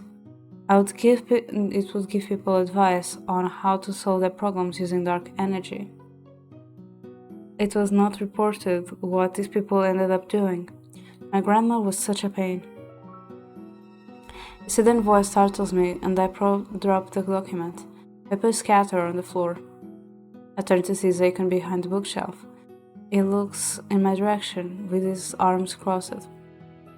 His presence surprises me. The library is the last place I would expect to encounter him. Doing research about the demon? I can simply tell you about her. I nod and crumble to the floor to pick up the papers. He moves out of the shadows and extends his hand, using strings of light to collect the papers I dropped. With that kind of method, it does not need to bend down at all. Once he hands me the pile to me, we both take a seat at a nearby table, with him opposite me. I am still dazed at his appearance. I quickly check my surroundings and notice that no one else is around. Zakon is focused on me. He leans on his arm and seems to be waiting for me to say something. Hi Zakon, I didn't know you were familiar with this place. It is my first time here. I heard that people collect and share information in a place called the Library. I was curious about what humans are interested in. I want to find a bunch of lies. Well, not everything is a true account of history. We have many fictional stories here. I know that much. What I'm talking about is the historical section. How can you be so sure of its authenticity? There's nothing else we can rely on. It's not like we were at the event. So stupid that you believe in everything. What should I believe then? I feel like it takes me for someone stupid, but I did not know what else to say other than my honest opinion. I crossed my arms, feeling secure that he is looking down on me. Silence falls between us. After a moment, he turns to me. His expression softens as he starts speaking. The forest has been guarded by my bloodline for generations. I keep the memories of my ancestors. It's a passing ritual. Obviously, I don't remember everything, and what is forgotten can't be passed on. The previous successor, my grandmother, is the reason things went wrong. But I don't blame her. She went mad because she was driven into a corner. That caused the rumors to form and spread. What about your parents? Did card keeping skip a generation? My father was supposed to be her successor, but he accidentally got caught up in some sort of summoning ritual. Humans feared his appearance and killed him right after. My mother was there too, but she was unable to help my father. He received all the blame after my grandmother found out what happened to her son. This is how I lost both my parents. Wait, did your grandmother kill your own daughter-in-law? Are you feeling sorry for me? Mourning over dead dads won't bring them back. I can only treasure the memories I had with them. The best I can do is to remember. I rest my arms on the table and gaze down. I will never forgive my grandmother for causing another loss, but she was all I had. Little Zakon stares at the back of a woman in bloody clothes, the one he addresses as his grandmother. The grassy field is drenched in dark liquid. There is a body lying at grandmother's feet. And it's you, Zakon. Ma? She's gone to sleep. Let her rest for a while. Why is she sleeping up in the open? Don't worry about it today. It is best to leave her alone for a while. I'm not oblivious, Grandma. See if your innocent talks for someone else. As her son, I have the right to know why you did this. Leave. No! I said leave. Leave now! Once little Zakon turns his back, the woman approaches him with an ominous expression. She raises her arm at the child. Knowing she's up to something, Zakon turns around just then. The woman wraps her arms around him. Your mother betrayed my son. I had to do this. Forgive me for what I've done. You're still so young. I'm sorry. So sorry. The only child I ever had was taken away from me. I can't. The woman holds little Zakon tightly in her arms while she starts crying. Between her sobs, she tries to speak. You're the only relative I have left. I'll take care of you and raise you like my own son. I wanted to pass the duty as forest guardian to someone in my bloodline, but grandmother clutches the child so hard that her nails dig into his shoulders. Little Zakon keeps himself still. Even when it starts bleeding, seeing his grandmother like this, he places his hand on top of hers. It'll be alright, Grandma. I am stunned after Zakon shares the memory. I can barely comprehend how he must have felt during that moment. Zakon? It happened a long time ago. At that time, I didn't understand what was going on, but I have a different opinion now. The incident, is that how your grandma changes the view of humans? Not really. Why else would she kill my mother first instead of going straight for the villagers? She wasn't pleased with the incident, of course, but she left them alone for the most part. However, other demons started to appear in the village. They killed and hit a ton of spirits living in the forest. Grandmother couldn't deal with them all by herself, so she asked the villagers for help. She reluctantly passed blessings into them, granting powers. They helped, but then turned against her a while after. Meanwhile, other demons influenced the villagers. She wasn't the only one using his card. She had to deal with both demons and the villagers, so being alone, she sought for power. In the end, she was sealed away and died still, holding on to her beliefs. I'm speechless after listening to this story. The puzzle is slowly coming together in my head. However, since this is Zakon's retelling of the events, some pieces are missing. Hey Zakon, thank you for telling me this. As the best is the past, no one is bothered with it anymore. But it left marks that continue to this day. Your grandma's mistake of trusting the wrong people may have influenced you, but you choose your own path. I'm not in the place to say considering how people treat you, but I hope you see a different light. Zakon shifts his gaze at me, and at my last words, it seems to be thinking, but finally snores and stays in silence. Shortly later, the library closes. Zakon walks me home. It appears he is going in the same direction too. I give him a grateful smile before parting ways. A few days pass by eventually. I go to class as usual, but I cannot get Zakon's story out of my head. On my way back from the canteen, I hear a conversation between my teacher and a woman. How are your students? They've been doing well. I warned them like you told me. Such events never happened in this village before. How dangerous is this person? I cannot reveal too much about our investigations, as it may cause misinformation to spread. But I will say that the mystery around the disappearance and death is more complex than it seems. There may not be only one person involved. This must sound ridiculous, but we're thinking and taking note of those rumors about the forest demon in consideration. We believe the killer is hiding behind the demon's name, so understanding the rumors might give us a clue to their patterns. If you have anything to contribute, we gladly want to hear it. I'll be glad to help. Thinking about it, I don't I don't know much about the negative rumors around the demons. I recall the contents of my textbook a while ago. The dark truth is never mentioned in it. My curiosity has peaked once again.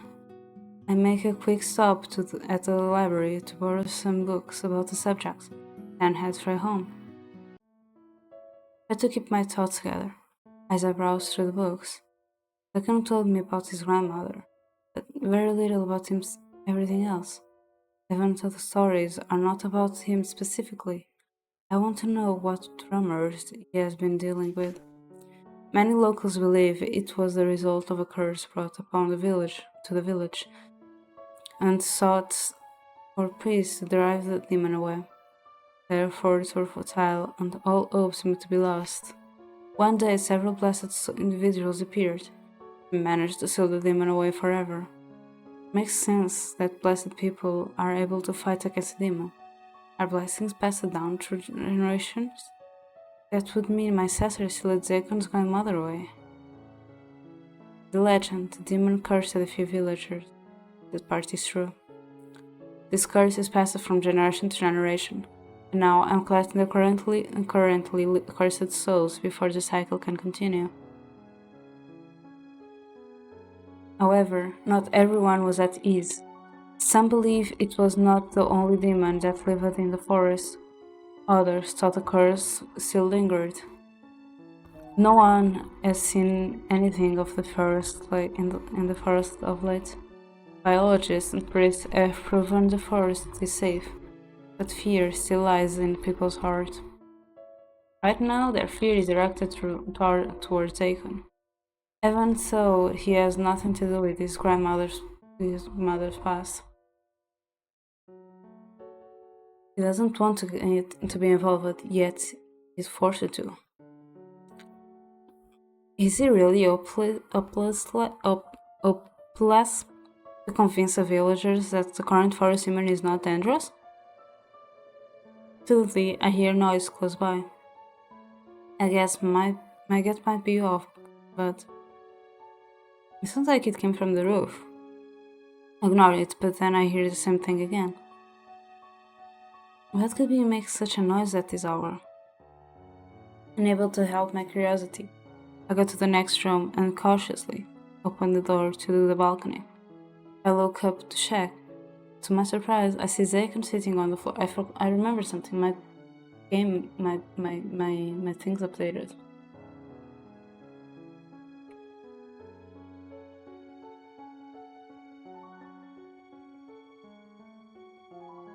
The marshmallow puppets randomly appear and float towards Zakon. They seem to have missed him. How long have you noticed me? Glances down. Don't mind me. Just go ahead and sleep. I can't now that I know you're on my roof. There are too many investigators in the forest. Can't rest easy with them crowding around the temple. This is the only place I can think of. The neighborhood is pretty quiet too. I'm only going to stay for a short while. You could have asked me and I would have let you in. He does not reply as he stares at the sky. I follow his gaze and take in a breath. The sky looks beautiful at sunset. I wish I could sit next to him so we could watch it together. As if he hears my thoughts, he suddenly stands up and comes over to me. He reaches out his hand and helps me climb up. He guides me to where he was before, and we sit next to each other. Thank you. We watch the sky quietly. His quick, familiar movement tells me he's not the first time he sat there. Here. It never occurred to me to look up the roof every time I get home. Remember what Kashi said about not taking Kui because someone was here, and realize why he was not returned yet. It's because of Zakon. I may not admit it, but I'm thankful he's guarding me. So he really kept his word when he said he would visit me. You don't like the village, yet you still come here. Yeah, I know. Thought it's been a while since I wandered around. This feels different from the last time I stayed. Last time there were priests in every corner of the village. There are less now, but residents are still protected by demon warding spells. I guess things haven't changed at all. Did he really give up on clearing your name? Zakon squeezes his eyes closed, takes a deep breath. I thought I was being annoying, saying the same things again, but he turns to look at me and speaks in a soft voice. If only it were that simple. They tried to convince them before. I even spent some time around the village in disguise. In the beginning, it was curious what stories were going around. That at some point, I realized I was better off not knowing. I even tried fighting rumors off with other rumors, but nothing works.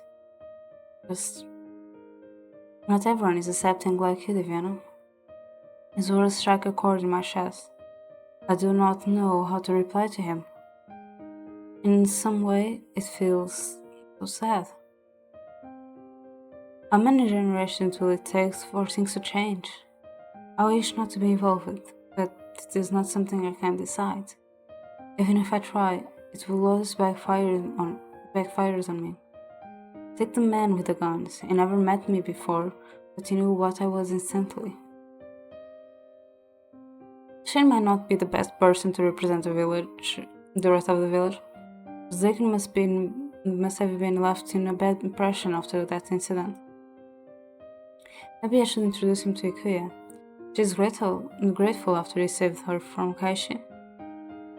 I shouldn't give up yet. There are villagers that aren't bored with your presence. Also, my friend is thankful for what we have done. She won't forget that.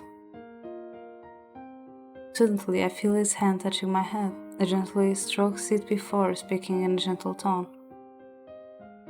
I can handle this. We should worry more about kidnappers in the village. Perhaps you should stay with the police for a while. Even corrupt spirits stay away from a place where many people stay guarded. I'm already planning to stay at Leoja's place. Does not take long before night falls. The colorful sky gets replaced by dark hues and shining stars.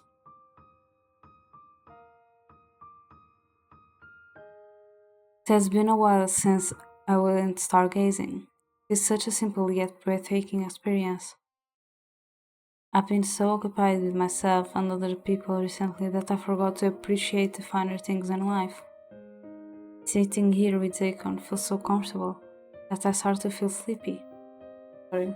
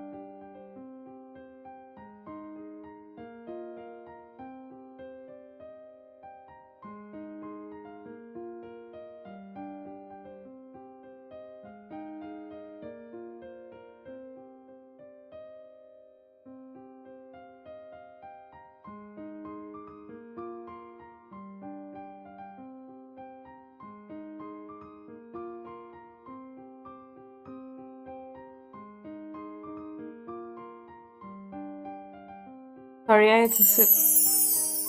Hi, Sinad, how are you? I had to remove a bot.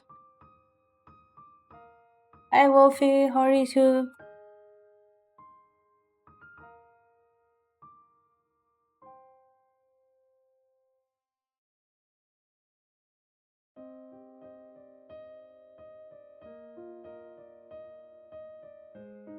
Oh, we're playing. What are we? Outlast.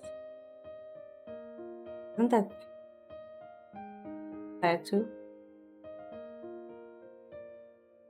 But Sinad Handu came in and Sinad ready to go. Let her take care of herself. Please feel free to do so.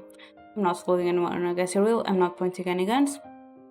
For who doesn't know me, my name is Ifinolina Lepus. The audition for short, I'm a human hair hybrid, and normally I do arts and crafts streams, productive streams, or gaming streams like I'm doing right now. If anyone is interested, these are my social medias, and I'm also part of Virtually Magazine, a magazine for VTubers from VTubers.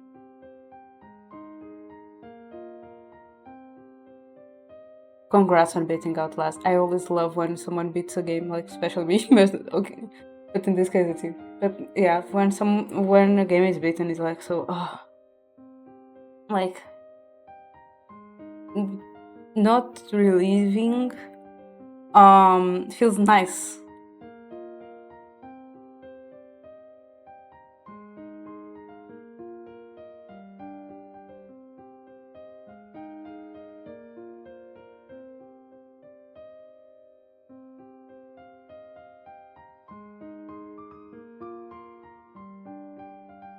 Oh my god, not the jump scares.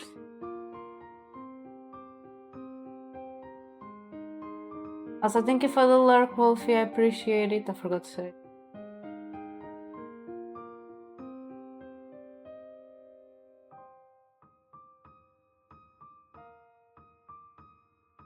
I haven't seen that much about Outlast. I just know that there's probably sadness. I don't know. I may be mistaking it with other game, but I feel sadness. Like there will be a sad ending or like be a sad moment.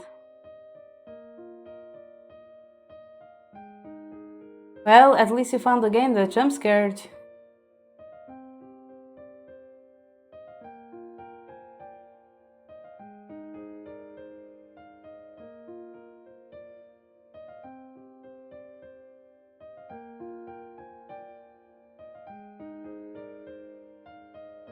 Diana's kissed my mouth and they could notice.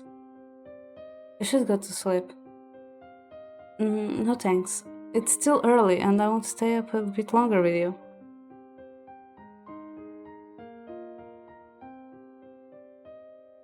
Wait, you mean you have to play with window mode? Like you see the literally like window frame with the like minimize or close the game. Oh my god, that's so bad. I normally try not to have it. That's really bad. Close his eyes with a soft smile on his face. I noticed that he has been smiling a lot more often lately.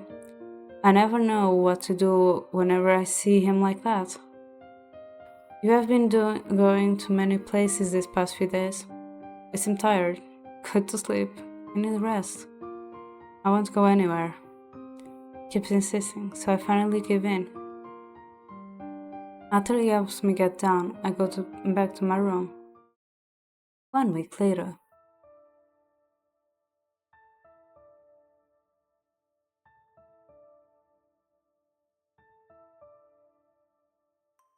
Yeah, it was full screen, but like it had like the little.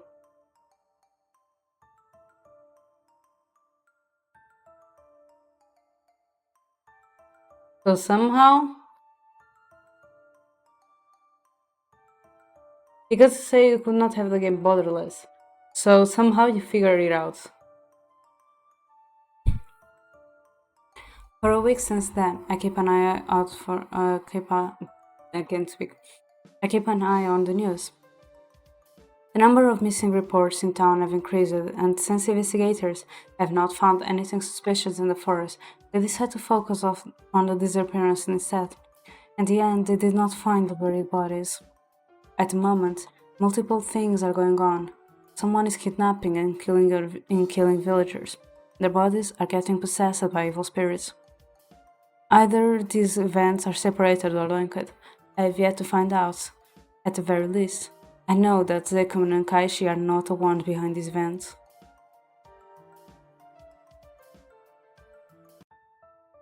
Oh.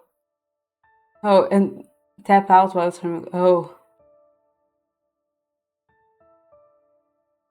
You know what? Here. With the forest now clear, Zekun went back a few days ago. I decided to stay at Leo's place in case Kaishi is coming to bother me. Since my friend has fallen sick, I can't take care of him in the meantime. So far though, I have not seen Kaishi for a while. He must really be bad at tracking people. I should take advantage of that. Now that investigators are gone, I can finally move freely in the forest without getting caught. Didn't I tell you to stop coming here? I came to warn you about something. I forgot to tell you the last time. I tell him about the priests and what they are up to. These women are so foolish. They should look at their own problems within the village first. This is bothersome. The rituals will affect all spirits, pure or uncorrupted. I question their knowledge of our species. I hope it won't affect you. It won't do much to me, but it will weaken my spells. So what are you going to do? I'll stay here where most of the spirits are and keep an villager right by. Even with the insurance, I cannot stop worrying. My day has been good so far. I'm just I kind of went a little bit sad because one of the characters died, but yeah. It's been good so far. Also, no one forgets to eat, please. Also, assume I'm gonna cook to eat, so be sure to eat too.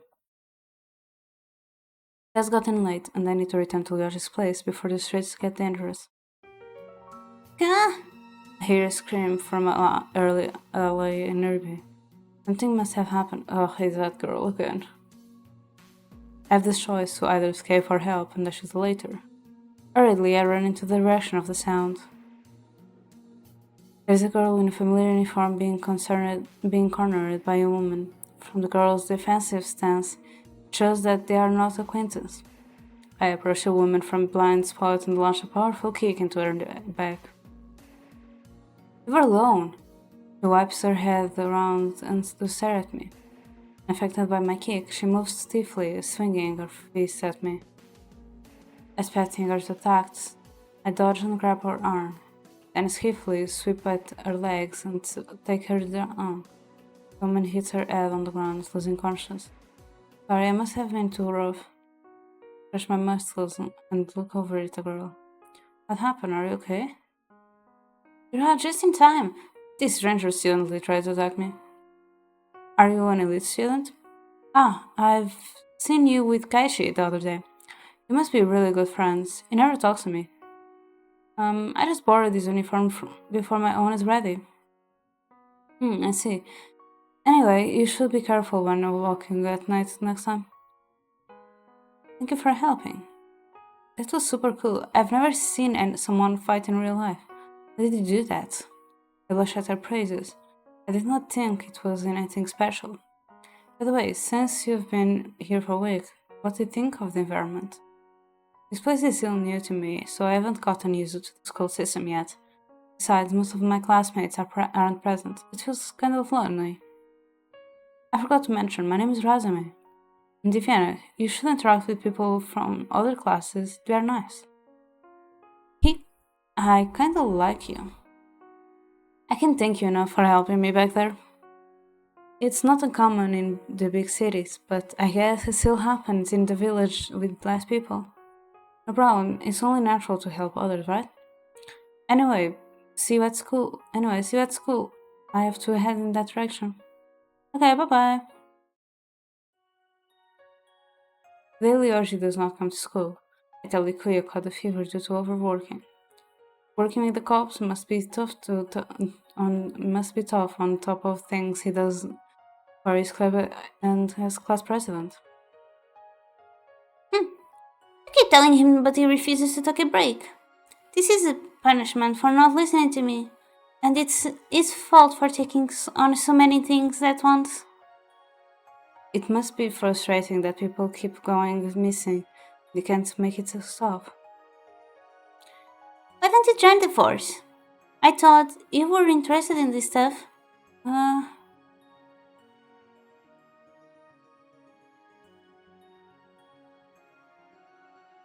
You're super smart. They might make more progress with you as a recruit. I'll think about it. I doubt they will take my theories about demons, zombies, and shinigami seriously. Even my classmate, who works as the shrine priest, is seen as an odd cookie. Oh well. During lunch break, I catch Razumi standing at the door. Hey, would it be okay if I join you? No problem. In fact, I'm glad that you're approaching other students. introduced her to Ikoya right away, and they seemed to get along right away. You come from a big city? I want to know what it is like. Honestly, I like this village better. It's less noisy, and the people at school are way friendlier than at my previous one. What requirement did you meet to enter in the elite class? I don't know. Is this group something special? She seems to be clueless about the school system. Maybe her parents placed her into the class without telling her. Your class looks fun. Mine is empty half of the time. Oh, didn't Kaishi come today? Don't think so. I wanted to have lunch with him since he's the only other classmate. I know, but I can't find him anywhere. If you encounter him, please tell that I'm missing him. Maybe he run away from you. He's shy towards new people. Ah, there goes my chance to make a good first impression. Just kidding, but they're nicer people to be friends with. I've never seen Kaish interact with other people. Taking his true identity into consideration, I don't think he cares. After class ends, I'm about to go home when a teacher stops me. Viviana, I've been looking for you. Aren't you the lead class teacher? It's surprising that you have business with me. This may be an odd request, but can you pass these papers to Kaishi Medoshimo? He was absent today, and he said he would do his school work at home. You guys are close, right? I see him talk to you more often than his own classmates. I need to visit other students, so can you do this favor? Not like we really get along. Last time we were together, I was picking a fight with him. If the few times I was seen with him, his impression that we are good friends, must not interact with anyone else at all. I know that the teacher hands the papers to me. Ash's address is written on the front. Thank you very much. I guess I'm paying Kaishi a visit today. I should deliver it before night falls. Encountering him in his adult form would be troublesome. I walk to the street listed in his address, then count off the door number. For a while until I stand before a weird villa.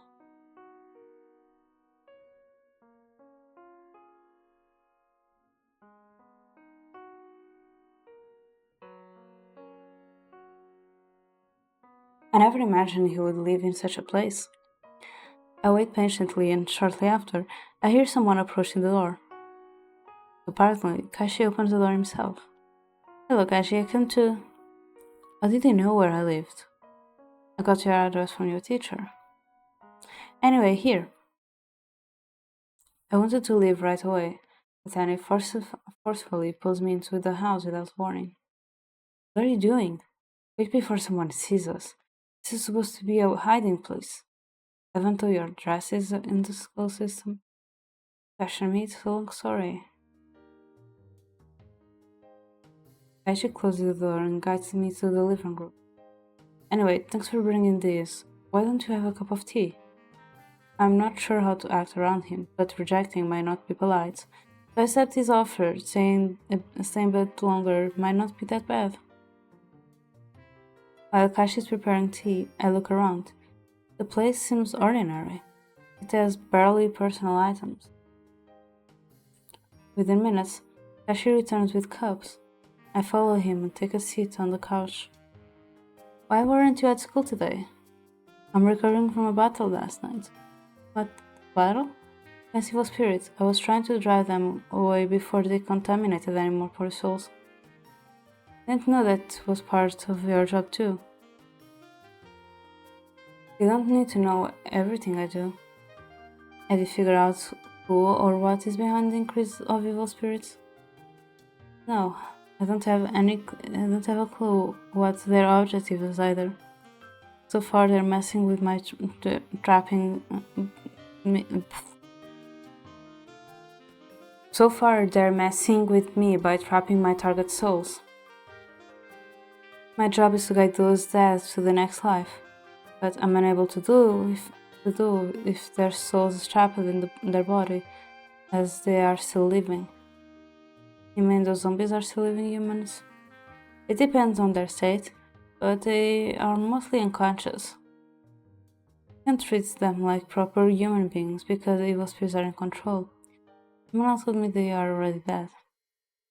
Well, they die eventually if they're unconscious for too long and their physical condition is not maintained.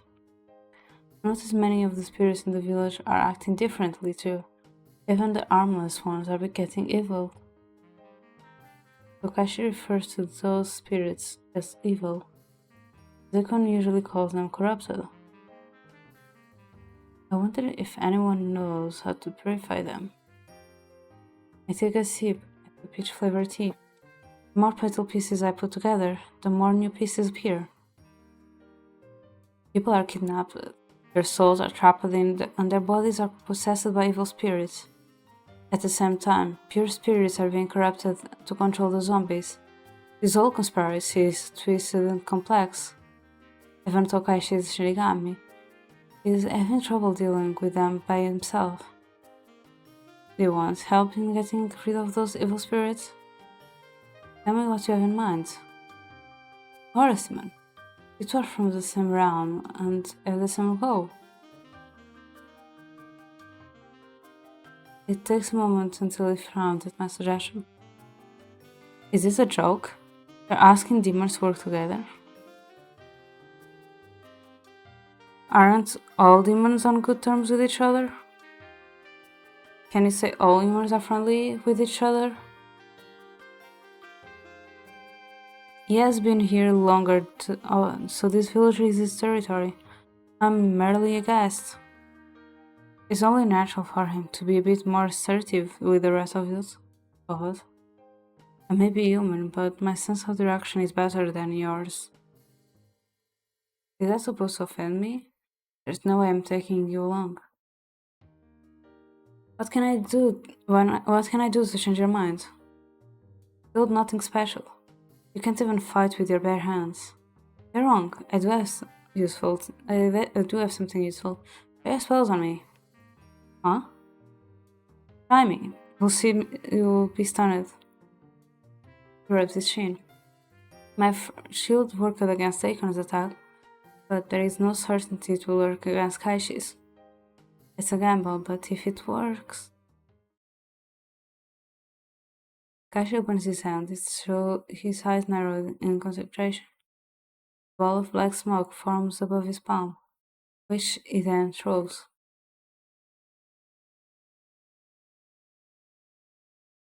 We are not far away from each other, and it almost feels like a pie is going to be thrown at my face.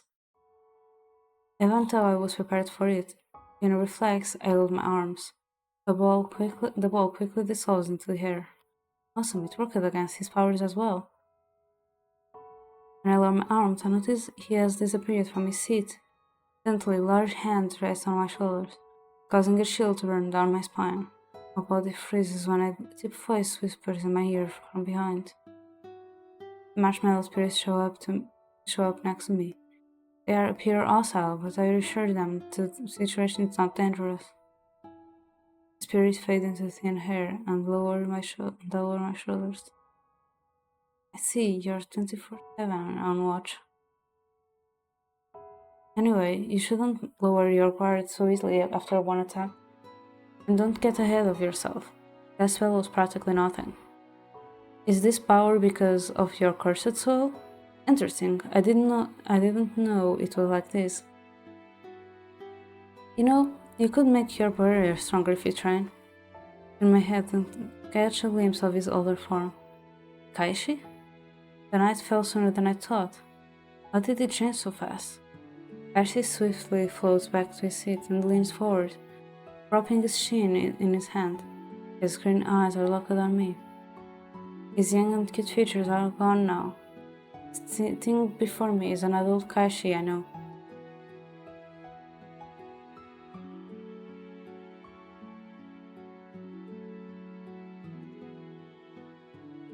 Relax, I won't do anything for now. It's better to keep you alive and have you to be my meat shield. I'm not going to help you if you treat me like that. Minutes ago you sounded so desperate to join me. I rest my forehead onto my hand palm and let out a sigh. He chuckled at my reaction and shrugs. That was a joke. You can do whatever you want. When do we start? Last night I whipped out every evil spirit I came across, even though it's not part of my job. I'm not used to doing that, so it took a toll on my body and powers.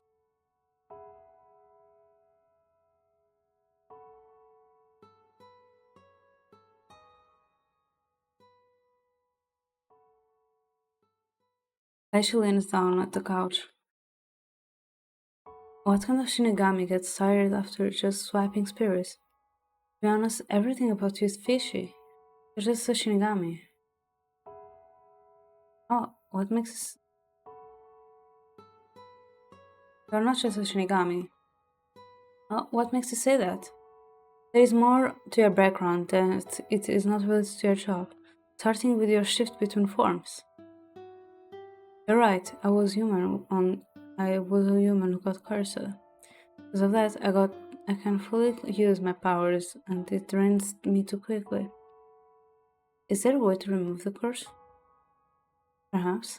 That's why I spend my days researching. Forgot to mention. Rasmus looking for you in the school. Oh, that girl. I'm surprised. I didn't know you were capable of having friends. Did she say that? We only exchanged a few words since she joined my class. Oh, that's odd. She talks as if you two are already good friends. Kashi rolls his eyes, disinterested. Anyway, I'm going home now. Call me if anything comes up. I will be in your case. One more thing. Don't think I'll let my guard down. I'll kick your butt if you dare lay a hand on Ikuya again. Am I? That sounds threatening. Enjoy cooking, have fun, don't burn anything. Thank you, I appreciate it. Since Kaishi is resting, I let myself out.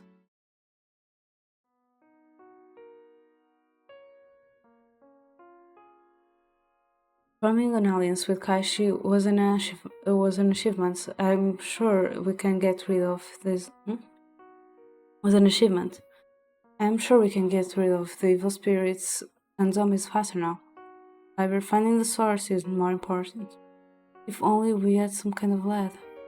Hey, don't let it escape. It went this way, hurry up! I look at the shouts to see a large crowd a few streets away, all of them in priest clothing, which caught my attention. I get closer out of curiosity, watching behind the wall. They were crowding around something too small for me to see. So you're after my children, huh? She'll teach you. Don't underestimate humans. They are not powerless as you think. We'll hunt all of your kind down. That is enough for now. It will disappear on its own soon enough. They stand there for a while, mumbling prayers I do not understand. After the crowd dispersed, I catch sight of a creature lying on the street. It's that giant beast creature. How could people attack the poor animal? I run over to it and touch if it is still breathing. The poor thing, what did it do to you?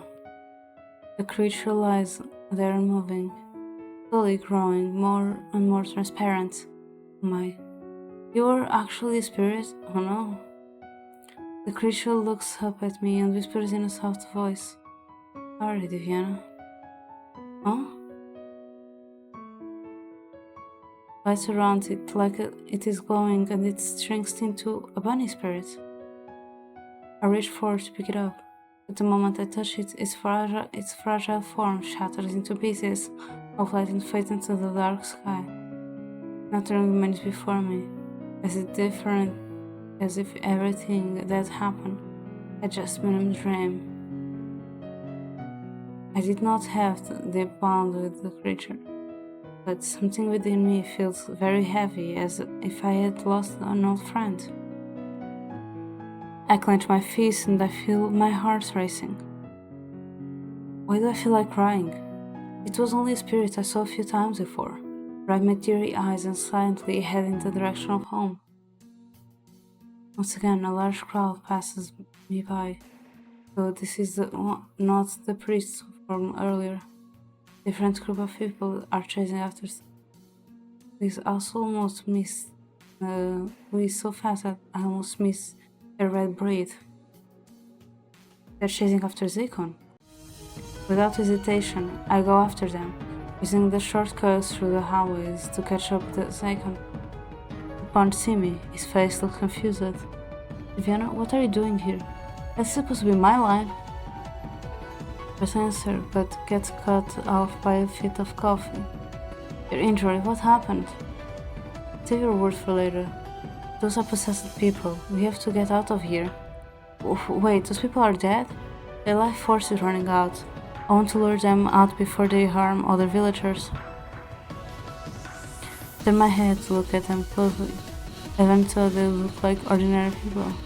They are moving like beasts chasing after prey. Think about them unlike Satan. And as I said before, that Satan is dangerous and there are too many of them at this time. The only option is to run, grab Satan's hand and help him escape. Shortly after we reach the park, a minute of silence passes. It seems we got lost. Hopefully they won't go looking for me for more targets. If other people bump into the zombies, they might be in danger too. As if I don't have enough to worry about. I sit Zekon down on a bench near me and take a place next to him. He's exhausted. So, why are you doing here in the village all of a sudden? I got a call from spirits, but his presence is apparent and I can't find them anywhere. This is just a guess, but it was a large burning creature. Yeah, do you know what happened to it? Sorry, but the priest and other villagers haunted the town. Deacon's eyes widened for a second, but then he suddenly nods, keeping a straight face. I'm sorry I couldn't help him. He lets out a sigh and strokes my head. Somehow, I calm down after his touch. He upset. If anyone is to blame, it would be me. I was too late to help him.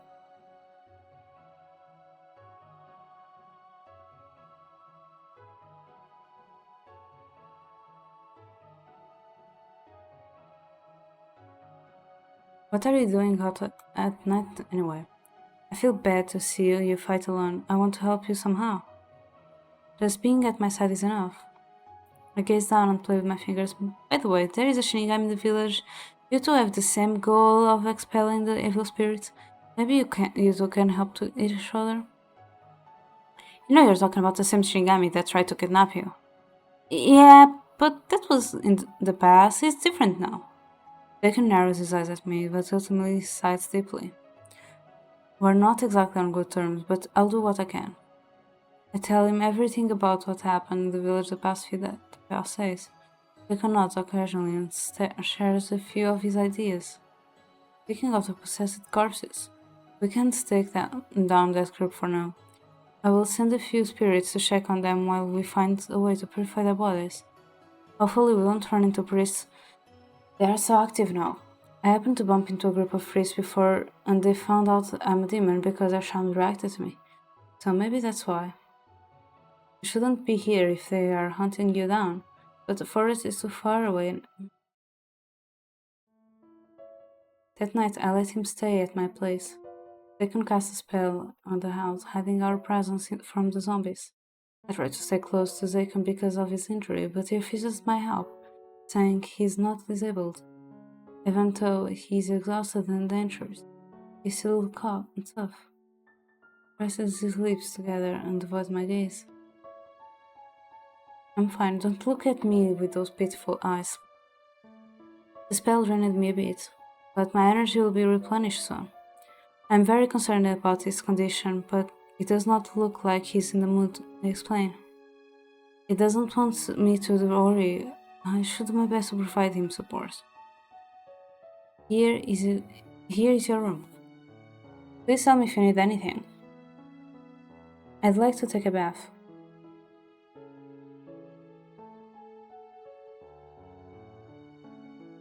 I put to the bathroom door. To the right, he steps inside while I return to my room to prepare towels for him. Just as I was walking back, he calls out for me. I really run to the door, worried something happened. What's wrong, Zakon? How do you how do this stuff work? Huh? To let the spring flow. Oh, we don't have a spring. Water comes out when you turn out the faucet. I hear strange noises inside, assuming that Zakon is trying things out. I don't know to open the taps. What do you expect from someone who is living for his entire life? Could not help but laugh at his words. Come here, show me. You're wearing something, right? Just hurry up. I hid my smile and covered my eyes before opening the door. He stands by the bath looking annoyed. I spend everything, and after I leave, I cannot help but release a laugh. You probably didn't mean to, but who knew it could be so bright and cute under his white mask. While lying on bed, my thoughts are full to sleep on again. My chest feels tight whenever he is in front of me. Am I just worried about him? No, he'll be fine. This feels like something else, though. As I ponder about this, I fall asleep before I realize.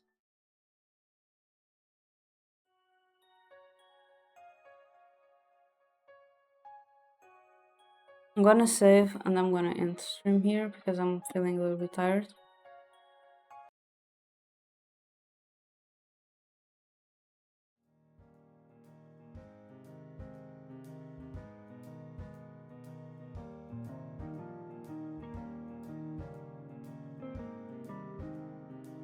I'm gonna see who is streaming.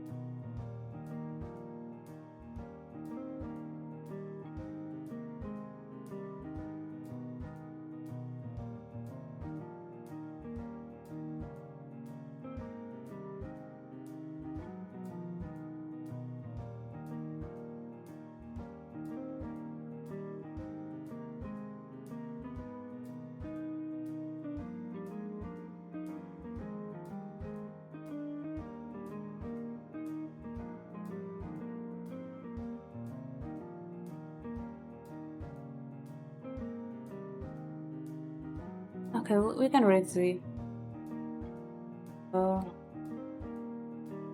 Here's the red message for who is sub, and here's the red message for who isn't sub. And we are reading Z. So yeah, thank you so much to everyone who joined me today.